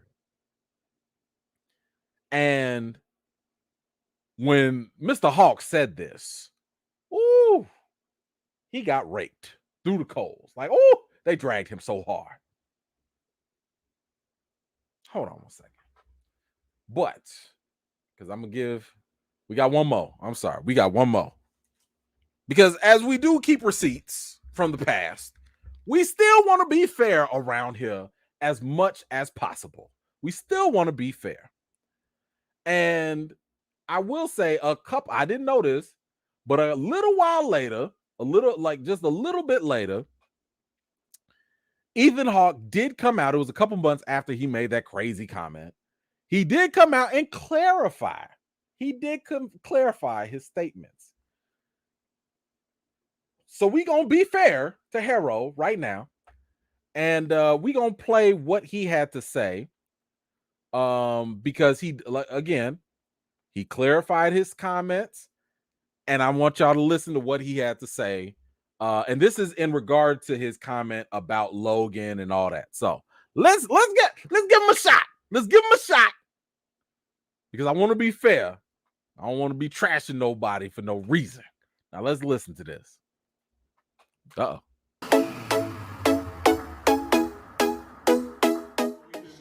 I know. Well, here's the thing. I had no idea how sensitive superheroes were. If I did, I would have been a lot more gentle. Let me correct the record, okay? Sure. The reason I was talking about Logan is because I love it, all right? I love superhero movies. I like every kind of movie. I don't think there's a difference between high art and low art. There are movies that people put their heart into, and there are movies that people try to cash in on. And the ones that I like are the ones that people put their heart into. And you can feel it in a superhero movie, or you can feel it in a horror movie, or you can feel it in some art house movie. What I was talking about is that there is so much money being spent commercially, making it so that that's all we see, you know? And there aren't rooms for the movies that I grew up on. One Flew the Cuckoo's Nest, Amadeus. These type of movies would now be art house movies. And they're made to feel fringe, and they're made to feel small. You know, I was making the joke that if Logan and Dark Knight and Doctor Strange are great art films, what is Fanny and Alexander? Do you know? Nothing is the problem. And there's how no. long would that be in the theater? It wouldn't be, and that's my point. And those are my favorite superhero movies: Doctor Strange, Logan, Dark Knight. Those are great films, but they're not the only thing there is. And young people grow up today thinking that's all there is. Yeah. If there's a green screen and not involved, then it's not. Then it's not. And our country turns everything into a competition. They want to tell you what's its score on Rotten Tomatoes, how much box office did it make. And when I was growing up, those things didn't exist, and you could just absorb a movie for how it meant to you. There's no game to win. You know, that's not what art is. Okay.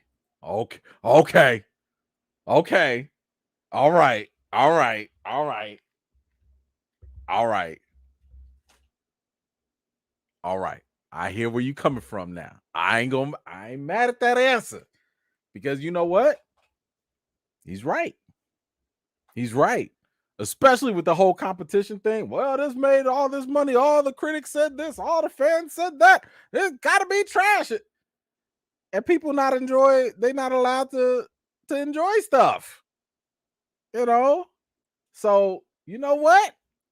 First of all, let me just say something. I am never going to throw, well, I ain't going to say never because people do dumb stuff all the time. Ethan Hawke already had my respect. I didn't like it when he said it before. I didn't know what he had said, this new stuff now. But he had gained my respect when he played John Brown. Okay? And in case y'all don't know, John Brown was literally the white savior that America believes in when it comes to like slavery and all that stuff. I'm telling you, go look up John Brown. He was a white radical slave abolitionist. Okay. out there killing white slave masters because he just hated slavery in the South. I'm like, let me tell y'all something, because I hate white slavery. I hate slave movies that have to force a white savior character in there. But if there was ever a white savior to do a movie on and to build a statue for, it's John Brown. Like, if we really got to have white people from slave times exalted in any way, shape, or form, it's John Brown. Go ahead and name them high schools. Don't say Robert E. Lee and, oh, it was about the states. No, it was about slavery. Go ahead and rename that to John Brown High School. Just saying. So the mere fact that my man played that role very well, by the way, you got me, Ethan. We on the same page. But anyway, he went on to say that hold on, let me see where his newer comments are.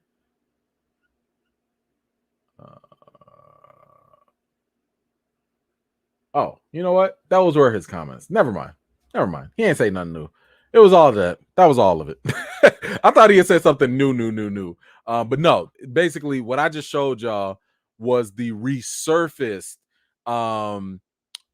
clarification on the superhero stuff. Like, I guess people forgot that he said these things, and now it's been coming back. So anyway, I'm just happy that this has been put out there. I hope that this is something that, like, again, I need these old directors to, like, just chill the F out. Please stop trying to blame Marvel. It's not Marvel's fault. It's not Star Wars' fault. It's not Harry Potter's fault. It's not James Bond's fault. It's the industry. The industry has changed. Audiences have changed. And you know why part of that change has happened? I'm actually reading this book that is very fascinating. What is it called? I think it's called The Big Picture or something like that. Fascinating book, and it just kind of goes through the history of the industry from the 90s to the 2010s. And it was basically saying, like, it was because of TV.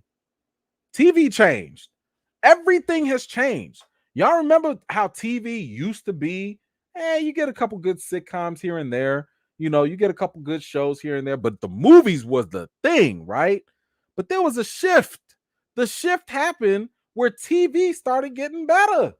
TV started to, like, yo, The Wire, Breaking Bad, Game of Thrones, except for the last season. You know, like TV, Oz, like all these different shows were becoming way better than the movies that were coming out. So the shift became, yo, these TV shows are something, these movies are not. And why did we stick with TV? Because they were familiar. You understood. You had an investment. Why would I go to the movie theater to go watch some random movie I ain't never heard of, or some random actor or whoever, if I got this dope series that's got me hooked? So what did the industry do? It shifted. It was like, oh, people like things that they're familiar with. Cool. We're going to give you a form of TV and that familiarity with a universe, cinematic universe, and sequels. So it's long form. People just changed. That's all. The format just changed. Our tastes, our appetites just changed. And because of that, the industry changed. You can't get mad at change. It happens. You got to adapt. Anyway, y'all. That is all I got for today. Woo-wee, my goodness. Oh boy, I think I'm gonna have some good little replay clips. I definitely got to do that Mortal Kombat one. I'm gonna tell my editor, get working on this one ASAP. I want to rewatch that and read y'all comments on it. But my goodness, hey y'all, thank y'all so much for checking me out, hanging out with me this whole long time. I appreciate y'all so much, for real. And yeah, we are definitely going to I don't know, we got something else we're gonna have to do. I don't know if there's anything on Wednesday for us, because I might just need to take a break. So I might just do that. I got to take the girls on activities and do stuff with them anyway. So might do a little daddy daughter time. I don't know. But hey, I want to thank y'all so much for hanging out with me. Appreciate y'all. Keep those ideas coming for anybody that can think of what you would want to see on a membership level if we open that up here on the channel. So think about like, yo, if I gave E-Man $5 a month, what am I getting in return? Let me know what those type of things are, so I can come up with a plan. But in the meantime, I am hot. Damn. Ooh, it's late. I need to go take the inmate. I think he needs to stretch his legs real quick. So we probably gonna go on a nice little walk real quick. Yeah, so in the meantime, y'all already know what to do. Go ahead, wash your hands, wash your butts, and enjoy the weekend. Have a good time. It's hot out here. I hope it's good out there too. But yeah, feel free to share those ideas, leave those comments, and then I will see y'all next Friday. All right, y'all. I will talk to y'all later. Peace.